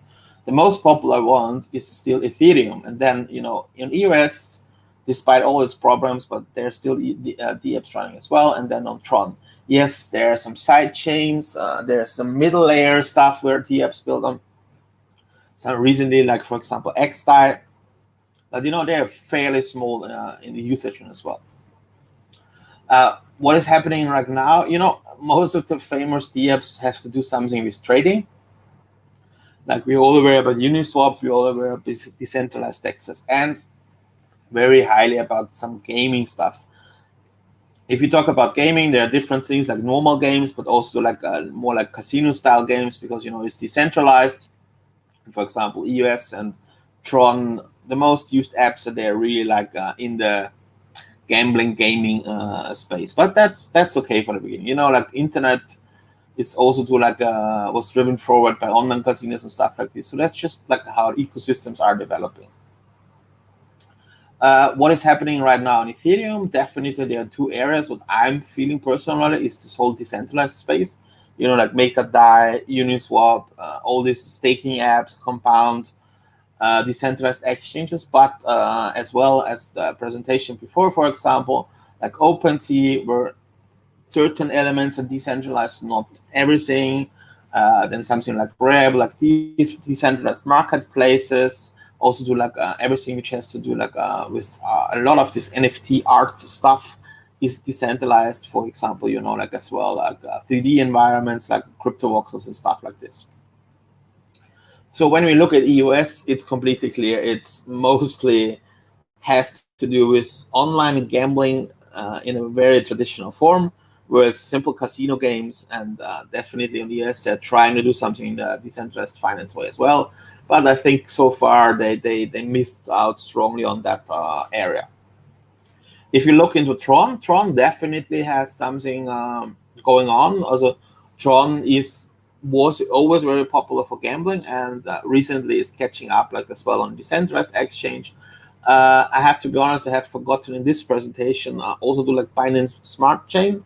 Also, Binance has launched at the moment its own, let's call it, clone of Ethereum, where you can run like your own decentralized apps as well on. It's in generally what people are doing. They're running it on Ethereum, and then they're just porting it over to the Binance Smart Chain, because certain reasons. There's at the moment a Binance Smart Chain Fund, which is for financing and helping people to get kickstarted their projects, for example, on Binance Smart Chain. But we will see where this will go over the next couple of months and years. So what is actually the problems with the apps? So in general, if you want to use an application on the internet, it's either on mobile an app, or it's really very native in your browser. And to be honest, most apps usability normally really sucks. And some of the apps are really trying to get like especially over decentralized. What I think where it's like getting to be really fine is in the NFT space, because if you look at all these NFT auction houses, they're somehow built decentralized, but not fully decentralized. And I think, they use the components where they make sense. In other ways, the technology for the apps is still not there. So they have to hack it around in a more centralized manner. And the big question is really, do all the users care about this if these applications are fully built decentralized? Because just imagine, do you care as a user where your website is really hosted? Not really. You just want to use it. As a normal user, it's your core function. What we have to understand in our space, and I don't like to say this sometimes, but it's very technically highly skilled people, also known as nerds, which are building apps, and for them sometimes things seems logic, but for even like my sister, she is like very well educated. She knows how to use Photoshop and all these things, but when it's coming about the apps and you just drop her into something, it's too complicated for her to board on. The first time you come across the app and you explain it to use a wallet, and you need to download MetaMask or start some other wallets, it's like a little bit confusing, to be honest, if no one is really taking you by hand and leading you through this universe. So how would the future look like? There are browsers like we all know, like Brave browser, but I think Brave browser kind of could have done better. If you look into who has nicely combined this thing of a browser plus a wallet, it's definitely something like Opera, but it needs a little bit more, and there are other solutions like a layer 2 solution which makes things easier. They also do like certain apps, which is giving you an experience. You have a native web wallet. I think these are ways where we are going in the future, and more or less, I see myself, all the components already there, but it still no one has punched everything together. I mean, if you look about some apps like Sandbox, for example, they're trying it in a very nice way to integrate decentralized elements into a centralized, more like centralized environment, but things like this could even be much more open. The future in finance, yes, in finance things could get easier. Things are getting easier. I was just looking recently into the Ether hackathon submissions. It's very interesting to see. On one way, you have still this very nerdy applications, and on the other side, like people have understand, in particular when it comes around transacting money, it needs to be easier. It needs to be like as easy. People are used now to use Google Pay. So if we in the decentralized manner cannot deliver a very similar, seamless experience, we will just win because people are going for convenience. And another area where basically, as I mentioned before, I've mentioned already Sandbox, this whole gaming industry. And in gaming, it's very interesting. It's like, I think like it will contribute to the whole, I would say that, thing of mass adoption of crypto, or whatever we call it. And for me, it's just like, to be honest as well, in a way, I think like I have recently, like my mantra, my mantra is since I now think 14 months, I don't think that this whole space will win through purely the financial industry. I think what it drives, and it will drive, is the creative industry. And it kind of seems to prove already, because if you see what's beside all this DeFi craze going on, the gaming space is growing, which is a creative universe. The NFT art space is growing, where a lot of creative people are in. And, they have something given. And people who are, for example, traders, they not care too much. It's like they trade on the platforms. Most of the people which are considered to be in crypto, own crypto, they're not really interested in the technology. They are just interested in the price perspective. But creative people, product people, they are interested in how to utilize this technology beside doing speculations on it. And for me, that was like, for me, I entered this space as well, like from a application building way and from an idealistic perspective. For me, like this whole thing that you can do speculation with these assets coming, I think after 2 years I was in the crypto blockchain space, it appeared to me, you can make money by trading, and trading is a large thing which you should also focus a little bit on. If you talk about adoption, it's very funny actually. The top applications in the non-fungible token space, something like Rarible or Axie Infinity or something like a Sandbox. I mean, if you look at the participants, it's still not much. I mean, like it's 20, like Rarible is kind of one of the largest marketplaces for NFTs there. And actually it only has around 25,000, so 20,000 to 25,000 people who are really using it in a way. That's like in the mobile app space. If you not have an application which has below 100,000 users, you're even normally not considered to get a proper funding round. And here we are talking about something which has like 25,000 total users, is already like kind of the market leader in the space. But we are early days, so I still have to say it, we are early days. And we will see like changes happening there more and more and more. Another thing is like Uniswap adoption. So it's interesting actually. If you look into it, it's saying the total unique users of the Uniswap version 2 contract, which was released, is around only like 429,000 people. The question is, how do they count this? Is it like unique users at each address which is used once? But let's see about the 24-hour users. So around 20,000 people have really just interacted with the contract. If you look at the statistics in terms of, in terms of how many people have interacted with the website, it looks much, much more. I'm not 100% sure if all these statistics are correct, but this is like what I can derive out of all these decentralized app tracking tools. And you see as well, sorry, it's a little bit hard. Like we see like something like Uniswap has maybe 1 million users or 2 million users here. And then something like eToro, which is only one site. It's like, for us, the whole decentralized space is basically playing out in this whole thing here. And but eToro, for example, is only one thing. It has like much, much more users, to be honest. But, we are going there. So to sum it up, where are we now and why does it count? So, gambling was always part of this industry. Now we are like in the gaming, financing stuff, decentralized stuff, and I think it will take another 4 years to be the mass adoption. We need to run through another cycle, and then we are going there. And thank you very much for your attention. I am very easy to reach out to me through juergenhoebarth.com. You can learn a little bit more about me, and also to follow me on Twitter. I would appreciate that very much. And I think the next thing is we are dropping into the panel, if I'm correct. Thank you very much.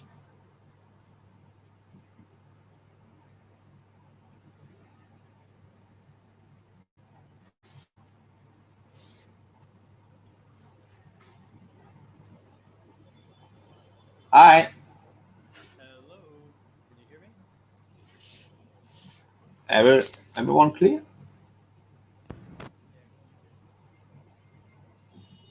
Can you guys hear us? Jesse? I can't hear you. Check.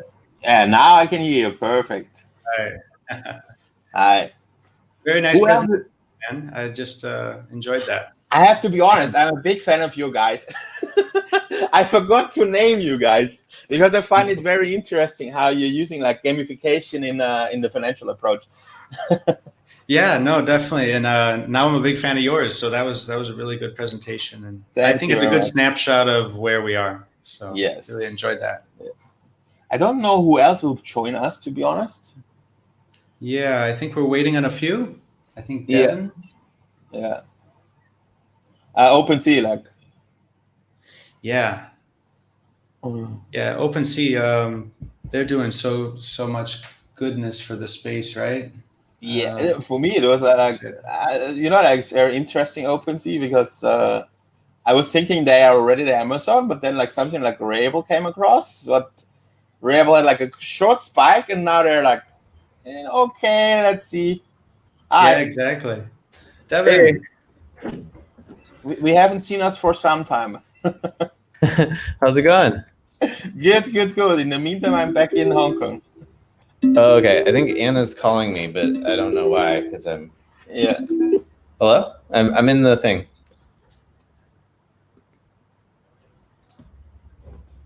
Yep, I'm in. Yeah. All right. Bye. Cool. Is it how many people is it this time? Oh no, the three of us. Oh, just the three? I thought it would be us three plus a moderator. Do we need to moderate ourselves? Oh yeah, self-moderate. Is it self-moderate? Nice. Also can. So you're actually in Hong Kong. That's perfect. You're yes. You're based there, or it's just because of Hong Kong Blockchain Week. It's all virtual, right? So. Yes, and I have to be honest. I was on this virtual roller coaster for some time in the first half of the year, but then for me, I don't know how you guys feel. I like the stage and the social interactions. So sometimes just talking against the screen is like a very not so appealing appearance. So I literally missed about Hong Kong Blockchain. It's a double-edged sword for me. I'm very social too. I like to get out and enjoy being out and about and meeting people. And to be honest, in Hong Kong we are allowed to go out because the numbers are low, and I think next week there's already some meetups, but they're not officially announced. So let's see how it's going, because the fun stuff is everyone is in town, which is very unique because Hong Kong is normally people are passing very through. But it seems at the moment, really everyone is in town, to be honest. Okay, so how much time do we have, actually? I believe it was actually don't know. Anything for 1 hour, wow. So, 1 hour? Yeah, he's crazy. But whatever we want. Okay, guys, where do we start? Yeah. Maybe Devin, you just got here. Were you able to listen in on the last? Did you catch our presentations just now? Or just a little bit of both of them. Yeah. Yeah. Mm. So what's on your interesting? Go ahead. I just try to figure out that. Okay, we have here for everyone who is listening. I think most of the people which listen would know you guys. In terms of OpenSea, Devin from OpenSea, and Jesse, is it correctly pronounced? Yeah, Jesse. Aavegochi or Aavegochi. Exactly. Sorry. And what I would like to discuss a little bit is like, like especially for Aavegochi. So why did you guys start to use like pixel stuff from the UI interface? It's very like retro. Is it because I'm assuming you're a similar age range than me, born around 1980 somewhere? You nailed it. So basically, we build applications for ourselves, and it's very interesting as well. Like I don't know how you guys see, like, because how to us the internet was presented. I know it like it was like I went in the very early days in something like from more local, like how is it, like you can do courses there, and I went to something which was called e-business course, and what they were teaching us is like now as a seller of fruits or whatever, you can sell directly online on the internet, and you cut out the middleman. But I think what we learned over the recent years, the internet is full of middlemen. Basically, the internet is the middleman. Like looking at concepts like Airbnb, Uber. Like the idea was before maybe marketplaces are directly, but as we saw it. So are we all? We talk about decentralized apps, decentralized finance. So are we all living in an illusion of decentralization everything because it was once kind of how the internet was presented to us? I mean, possibly. It's this idea of Web3, right? Is what we're covering here. And I think it's efficiencies. Like there's definitely going to be more advantages and ways to align incentives. I think we see that with the NFTs we're working on, or whether it's other aspects of Web3. That's what's exciting to me, is just aligning incentives. And there's always going to be, the middleman is another way of saying like your support network, or the things you can't do that you need someone else to do. So if we can distribute that in a better way, then I think it's a net gain for everybody. What I wanted to ask you, like specifically from Aavegochi's side, is like, so what I found interesting what you guys were doing, there are two things. First of all, you were smart in marketing to use the word Aave. Yeah. Like very smart, to be honest. Then the second thing is, so you were very untypically going for something like selling against the bonding curve. Like because normally in this space, we know what happens to DeFi apps. It's like pump and dump. So you kind of try to avoid that, that you're implicating, a bonding curve solution. And then also to what I find interesting in the way of, you're doing staking, which basically puts out supply of the actual from the circulation supply, but you're not paying the APY in terms of your own currency, because as we know and as we have seen, all these applications which were paying high APIs on their own token is basically just putting another sales pressure on the token, and they basically destroy their own economics. And what I found really interesting for you guys is like how you still implement all these elements, but in a very newly defined way. And my question really is like, what made you guys go down that route? Yeah. A couple questions there. The first one's easy. The Aave one, that was a good idea, including that name reference in the first half. But it was with their blessing, so that was really important. I can imagine that. Because our background, like me and Dan were building on BullionX, which is another NFT project, and then we thought, what would another value staked NFT project, like where else could we go with this? And so we kind of originally it was probably going to be called something like intrinsics, right? Like intrinsic value.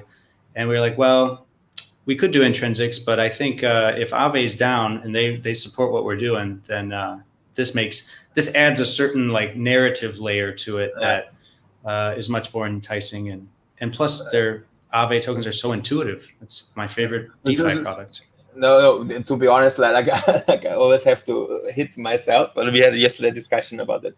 So because Aave is, I think as well, why they're so successful is like, for me, it was like, like compound and this and this, but Aave had a very easy user interface. And I think what made them successful as well, because, you could lend and so get interest paid and lend at the same time, and having good LTVs. and they're not aggressively over marketing. Basically, like for me, it's like they're sitting, everyone is using them, but no one is screaming, "Hey, here I am, here I am, here I am." That's true. Yeah, they have a very balanced approach, it seems like, in everything they do. So what was the second half of that question? There were a few there. The second half was basically, why did you go for a bonding curve? Oh, yeah. The bonding curve, so we knew we needed a token to kind of, because it's a whole ecosystem. There's the NFTs, the gotchis, but then there's a metaverse for the second half, and then the gaming elements. So just like you said, we were looking at a lot of the things happening this last summer, and it was a lot of intense excitement followed by tokenomics that didn't support longevity. It was like, oh, sell pressure instantly, like how this ends. And so we thought, but there's something to this, the staking and the farming, like there is something there, but it needs a little tweaking. So we just, part of it is experimentation, but we put a lot of thought into how can we take the good parts of this farming and this staking element and kind of cut out that sell pressure. And from an early stage, we kind of, followed what Vitalik was talking about in some of his early tweets this year about having a DA ICO or DICO. And having that ICO with a better version with the responsibility included. And we just thought this is a great opportunity. They don't come along often, where we have the right product that would actually fit a DICO. And we looked at all the different DAO creation platforms, and Aragon has this fundraising template that really is handmade for creating a DICO and doing a bonding curve. So after much deliberation and consultation, we ended up going with that. And I'm really happy we did, because I think it's definitely built for the longer term time horizon. Yeah, no, I found it also interesting, like the lottery mechanism, and then I was like calculating like for me it was like you always have this. Basically, what I was realizing, you always have a little bit of like these gaming elements in it from the beginning. It was like even when you started your Discords with the missions, and like I don't know. I think like one developer friend of mine said, "Hey, you need to do this because then we are getting allocations like when we preferred." But somehow it was always like it wasn't. To be honest, it was not too degenerated, but still had a little bit of these degen elements into it and the fun place. But everything. To be honest, everything needs to be gamified. Yeah, that's all I can say. But to be honest, it was like now as I'm seeing you as a person, and I was okay. I think similar history, similar age, so that's why basically it appeals to me. The question is, does it appeal to someone who is like now like 18 years old and wants to go in that industry as well? To be honest.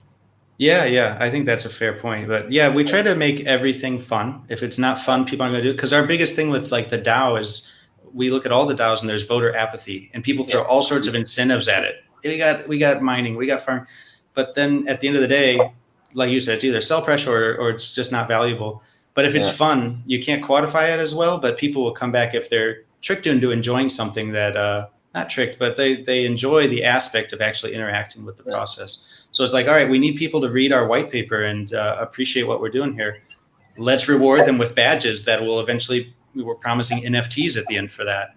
And that's kind of where it goes to Devin. If you want to come in here, we just had our first raffle, and immediately our raffle tickets resulted in these vouchers for wearables, and they ended up on OpenSea right away. Yeah, there they are. And I think we've had some pretty good sales volume. It's been a lot of fun. And is the screen shared? Yeah. Yes, I can see the tickets on my side. So what we're looking at there are the tickets in our shop. After you stake your ghost, you get these friends points. They're non-transferable. They're not tokens. They're just one thing. And that is the tickets you see there. And this looks like a real life raffle. What's the difference between the Aavegochi wearable vouchers and the Aavegochi this one's here friends raffle tickets? Devin, you said what's the difference, right? So it's kind of step by step. The raffle tickets come first. They get entered into the raffle event. We're really big on event-based type of social, building social camaraderie. So time and place, we all enter them over a 3-day period. At the end of that 3-day period, we push the button, interact with the Chainlink VRF. And at that point, it takes all those, shuffles them around, and automatically finds the winners and distributes the vouchers to everybody that participated. And those vouchers will be for our live, once we go live in December, you can exchange that voucher for the actual NFT. Because right now the wearables just aren't minted yet. Yeah, the tickets are basically like lottery tickets, and you put them into the, how to say that, there are different pots where you can put them in, depending on for which lottery you participate. And for me, it was like really like a mathematical thing. So where do you get most yield out? Yeah. There's a lot of people making calculations, and you can see live on chain how many people have entered in each rarity. But I think I had I got like 100 or so items in the third category or so. But I entered I think each 10th ticket was winning or something like this. You're saying you won, right? Yeah, like I have I think in the, what was it? In the second or third category, in the 500, I think, category. Yeah. And from one item, which is 500, I have alone, what is it? I think 50 or so, 10% of one supply of one item or so. I don't know. It was very I don't know. It was not distributed in the same category evenly what I was getting. It was very focused and centralized on one item. I don't know why. Whatever that VRF Oracle chose, it's out of our control. Okay. How does that what does VRF stand for? It's the virtual random. Oh my gosh, what is it? Because I'm not thinking a random number generator, but it's a random number generator, and it's Chainlink's solution to that. Chainlink has a bunch of how does it work? It's basically pulling from multiple sources in a way that you can prove on chain that those numbers that it generates, you can source back and make sure it wasn't manipulated or attached in any way. So yeah, it's a relatively new one. They just put this Oracle out in the last month or so. I think Pool Together has used it, and I think we're the second ones to try using it. So it's really good for any sort of randomization or anything where you really need to instill trust in the results. Got it. Cool. So was it hard to integrate? Oh, there it is. It was relatively easy to integrate, actually. It was not too bad. So I would highly recommend anybody on the dev side checking it out, playing with it. They spell out a bunch of potential use cases that are pretty interesting. Everything from if you have a team and a DAO and you want to randomly assign different roles every week to who does what, you could use the VRF to assign those type of things. So judges, arbitration, juries, and all sorts of interesting cases. But we thought, let's have a raffle. I think it's a pretty good way to fairly distribute wearables for people that haven't, the game's not live, but you guys are already along and interacting.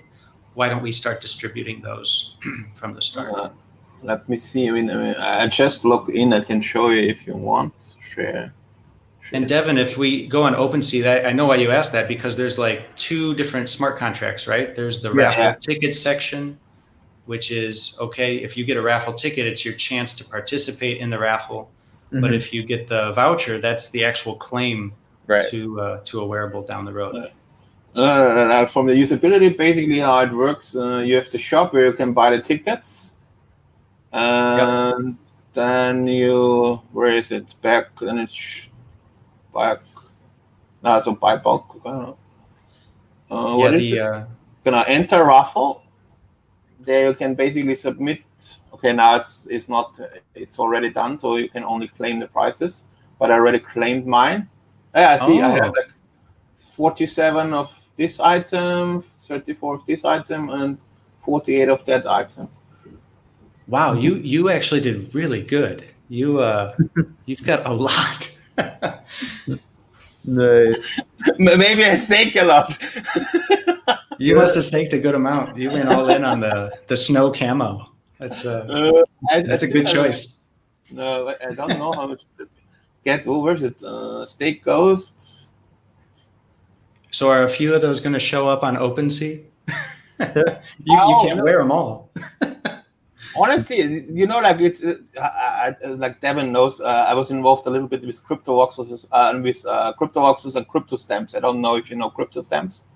A little bit. And it's like you need to control the supply and you see where the price is going. So sometimes if you're a holder of, like, say, a rare item like this, just buy up everyone which is cheaper, and then you dictate the price. That's right. That's right. So we need to see, I think, a little bit how the link communities are responding to it. I have not had time recently to follow up on the whole thing. But do you think so is link community interesting in this? I mean, we know they're very strong in the link army. So if you can make somehow an integration into their leaderboards or whatever, that would be interesting. Yeah, I've seen their, I watch their leaderboards too. I think there's more room there. But on crypto Twitter and in our Discord, there's a lot of crossover. A lot, I think, of the Aavegochi gang is also Link Marine. So, and Devin, for you as well. So sorry. I was just gonna say, I think we don't have a moderator. My bad. My last thought there was just on the OpenSea front. The Link Cube is probably the rarest piece people can win. There's only 5 of them. There's the godlike ticket, and the Link Cube voucher right away ended up being flipped on OpenSea for, I think, 15 ETH, like within the first day. So that was a good start. The other 4, they're hodling tight. They're not going to let go. But the first one went really good. And the craziest part was that the actual godlike the raffle ticket that was entered, you can check on chain. We were blown away by this. Only the person that did it only had 1 godlike ticket, and he entered it. And he got the Link Cube. You can't make it up. Like, it is so crazy. That's pretty cool. We don't know who he is, but he did an amazing job. He cashed it all in for 1 ticket and he won. So good on that person. For me, it was like, don't go for God tickets. Return of interest statistically is low. Super low.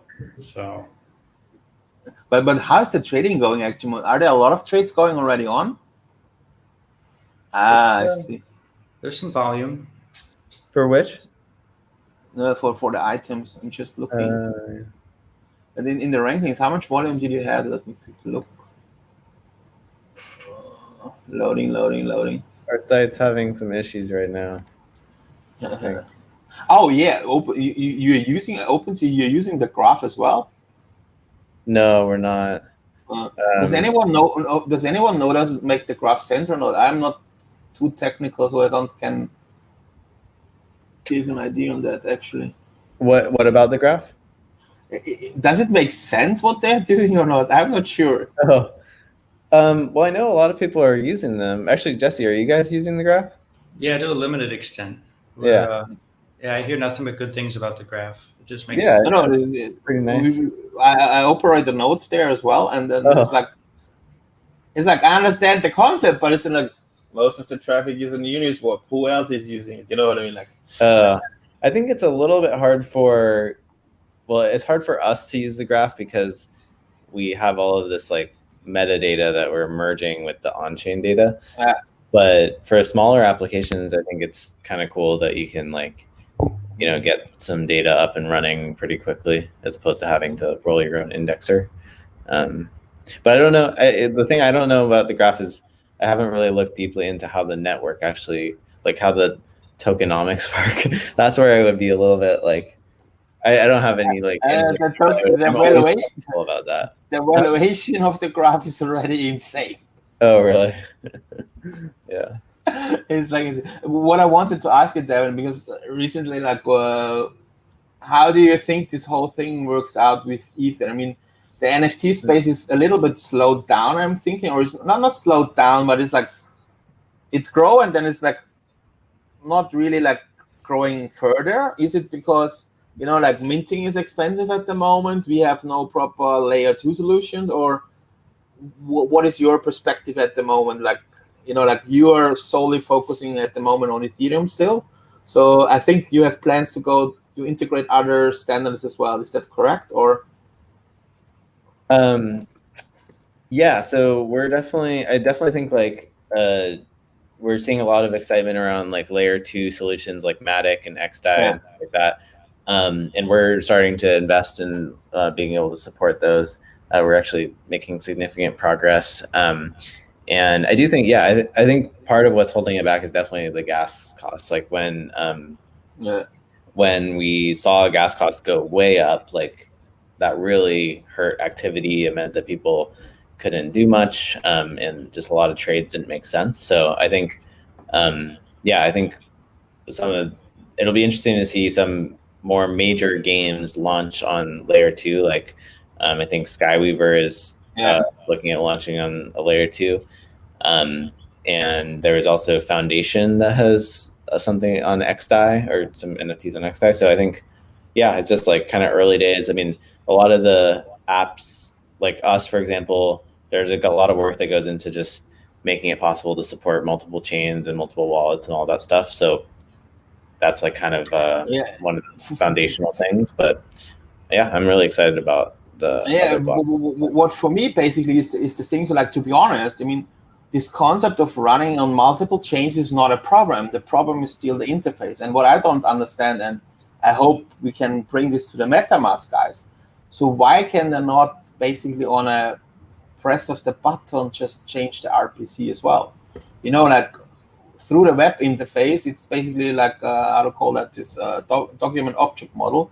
I'm interacting anyway with the MetaMask extension, for example, and I can push the price and other data. Why can I not push as well in this Web3 JS integration on which RPC this whole thing should go through?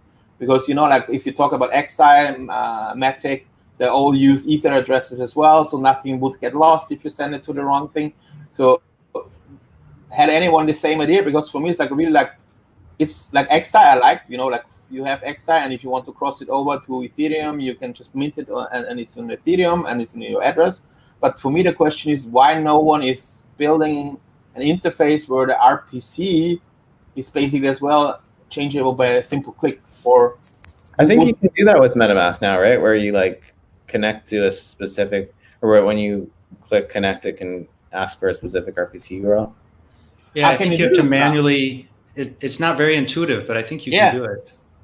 And for me, it was like, why is there not like a button, like like checking? Okay, is it on the right RPC? Yes, if it's on the right RPC. Otherwise, hey, ask them, hey, this is the RPC data. Do you really want to get it implemented? Mm-hmm. Because, to be honest, I mean, even people who are into using like, how to say that, there's a certain amount of people who are using MetaMask, but that subsegment which has ever used Matic or XDAI is completely small, to be honest. As a supplement to this idea, reminds me of, we've done a lot of Aavegochi options on Kovan testnet exclusively. Like, we're kind of open development. Like, if you want to see where we are in our development timeline, just come on like testnet.aavegochi.com and use Kovan. But we've had kind of a huge learning curve for people that just have never gone to that middle part of the MetaMask and done the drop down from mainnet to Kovan. Is like, it's okay, but it's enlightening to be like, that's like, when we started doing that became the most common question we had to answer 1,000 times, which is just like a guide to get from mainnet to Kovan, which if you get it and if you develop it, this is like what I was saying as well in my presentation. So people who built this application, for them, they're so used to switch the network because they build on testnet. But even users in this space is like, what is an RPC and what is Matic? Like, and why I can still use my address? And then like recently, like a friend of mine, he completely got obsessed from Binance Smart Chain because it's so fast. And I said to him, there's no problem to make a chain for us, just make it centralized and or put up a power network. It's also so fast because that's how it is. But it's like really like very interesting and I think, Devin, for you as well. So what I was seeing, like, do you believe still, because for me it's still like, maybe I'm too much of an ether boy, it's still like, I still see like everyone is fighting for it, and then like I think Flow is now making their own chain as well. Is it just like because they were seeing something like Wex was successful with their own chain and launching the product. So, okay, let's do our own chain as well. Well, I think like I know it's maybe a little bit critical. I think your investor is part of that thing as well. Well, I think every I think the feeling, which may or may not be the case, is that there's still like this sort of opportunity for a higher throughput main chain to develop a community and network effect, because Ethereum has all of these like problems, right? And we'll see whether that's the case, but I think that's sort of like the motivation for these layer ones, the sort of Cambrian explosion of layer ones. But really that was like, I think that kind of happened 2018 and 2019. And now what's interesting is that we're seeing those layer ones actually ship, right? So they started in, like Flow started, I think in probably like mid 2018, right? And it takes a while to like do what they're doing and build out they're starting really from scratch. So I think what's interesting is that, we had this idea that there might be an Ethereum killer, or not an Ethereum killer, but just an Ethereum competitor. But it took some time. Like we saw EOS and Tron, but there were all these like issues with those chains. And now I think we're starting to see like real contenders. But at the same time, Ethereum has developed a stronger and stronger network effect. So it's like kind of it's hard to say how everything will play out. And I don't know. I think I've talked to a lot of people about what they're most bullish on in terms of layer twos, and I feel like there's a pretty diverse set of perspectives. Like some people think it's going to be sort of like roll ups. Other people are more bullish on new layer ones. Other people are bullish on sidechain. So it doesn't seem like there's a conclusion around what's going to happen. I find it very interesting. Without naming it, you were as well naming like Matic and XDAI, which is like, if you would ask me, this is as well those things I come across. Maybe it has to do we are in similar universes and ether focused or whatever, and NFT space. So that's why we are looking in that direction. Or and as I said as well, like sure there's like Solana and stuff like this, but I haven't seen anyone building anything on Solana besides Arrow.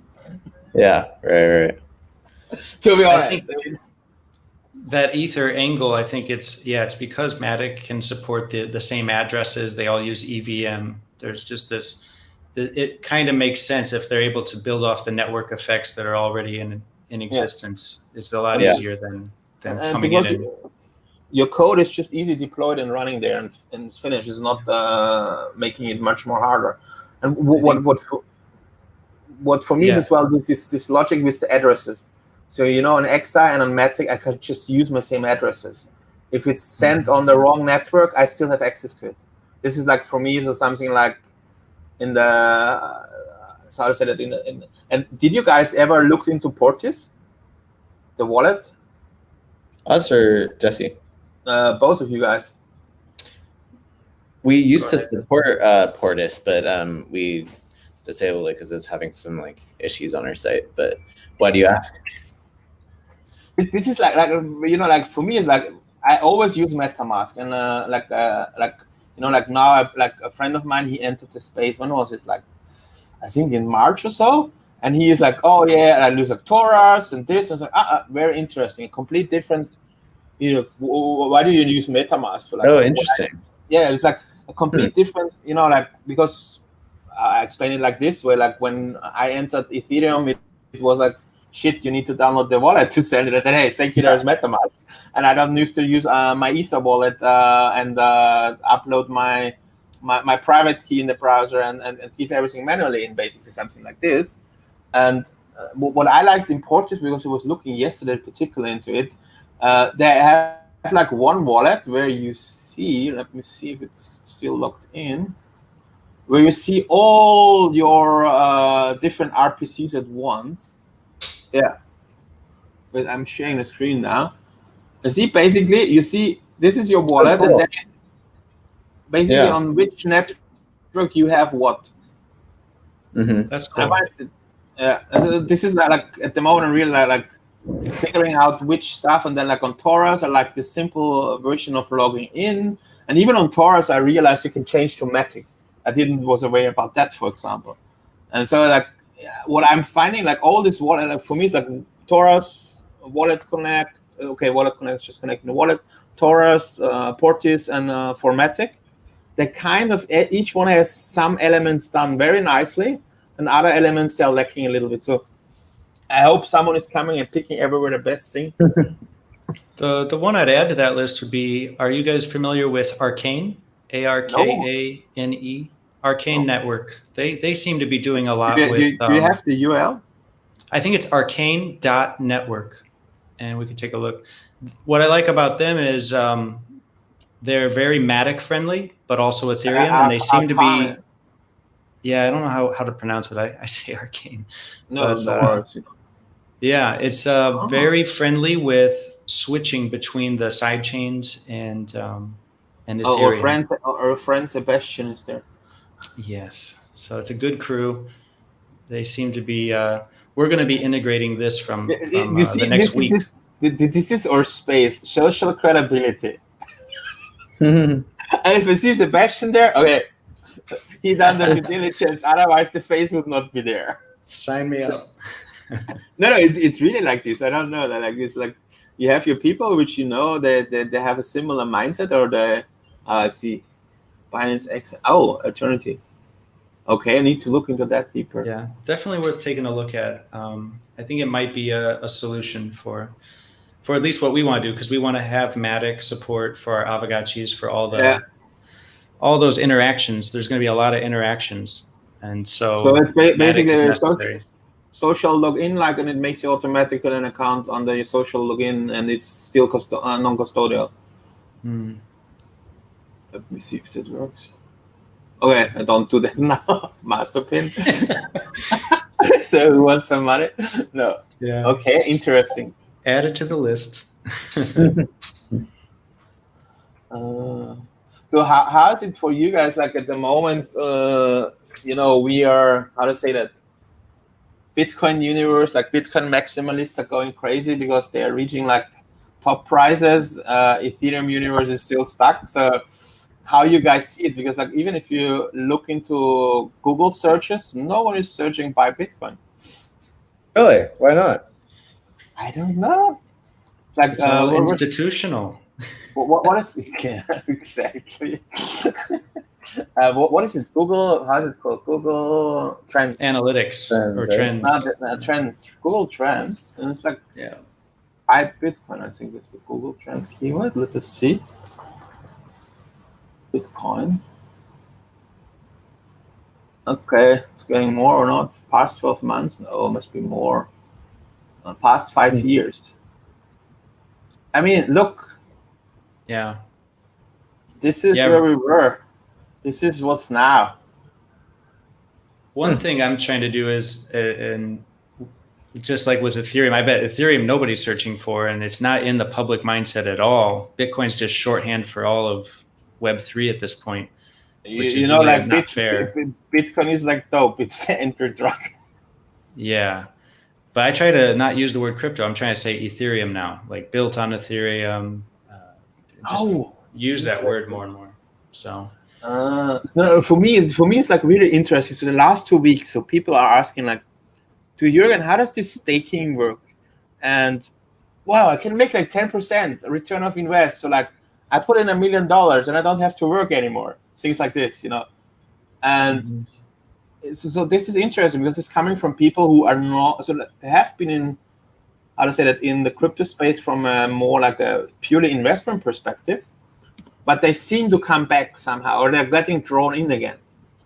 And then like another guy as well, he was like, hey, can you recommend me a book to read about Bitcoin? And I was like, I was talking with you in March, you were not interested. Now the price is up, you're interested. And this is what I find so how to say that, if you're in that space, like if I just say it simply, us here, at a certain point you give up on the price perspective. You just know it makes sense, it will go somewhere, but you not care too much where it will going.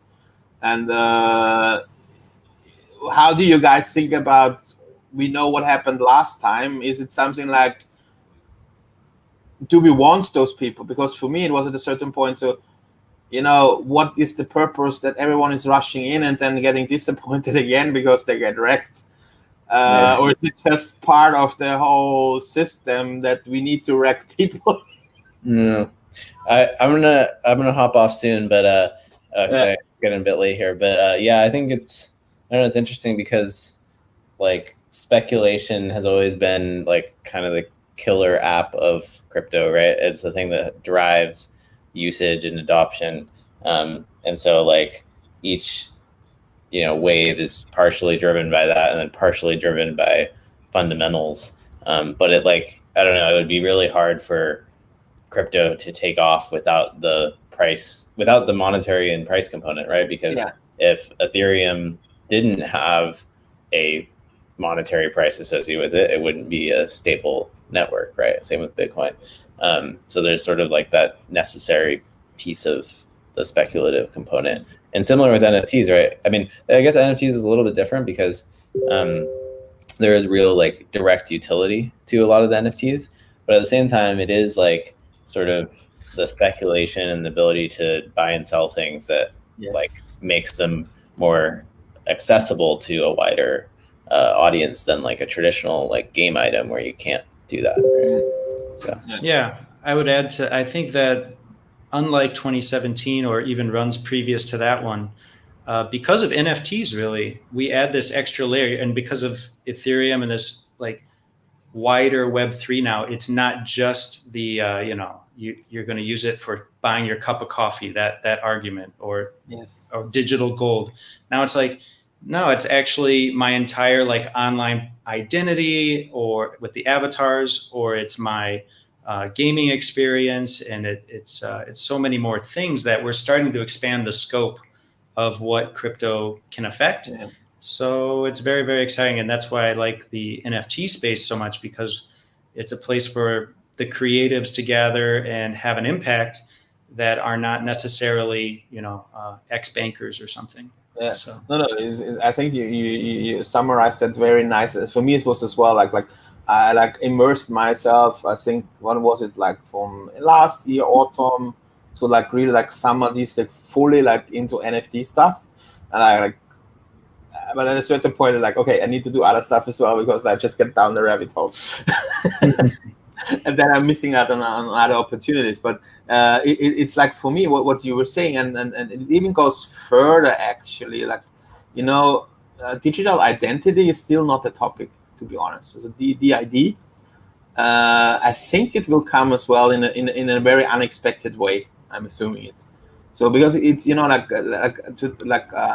don't know if you guys looked at the submissions for the Ethereum hackathon, and there's something where non-transferable NFTs. I liked it very much because non-transferable NFTs means, okay, you can get it into your own address, but then it's there, and it gives kind of a statement. It helps to build your identity. For example, assuming I have staked like X amount of money in Ava. And I would get a badge that I'm able to stake X amount of money, like in the form of a non-transferable NFT, which gives an ID that this address is capable of doing transactions at a certain volume or stuff like this. Or the person was like, let's say we have under-collateralized decentralized debt. And then it's like, this person is paying back or something like this. So I think it's, as you say, like the usability of NFTs is still not completely, I would say that fully discovered. What I don't understand is, I don't know how you guys understand, is all this insurance NFTs. I'm not so sure if this was just like more like a hype, or do they really make sense? I have not a really proper opinion on it. But anyone of you guys has an opinion of that? I'm gonna hop off, guys. I gotta here, but I know what Devin's doing. You mentioned non-transferables, and Devin's going to figure out a wrapper for them so he can sell them on OpenSea anyway. Yep. He's already on it. All right. See you guys soon. Great. All right. Yeah, we can probably, I guess, all wrap it up, but this was good. It was a pleasure to have this conversation with you. Yes.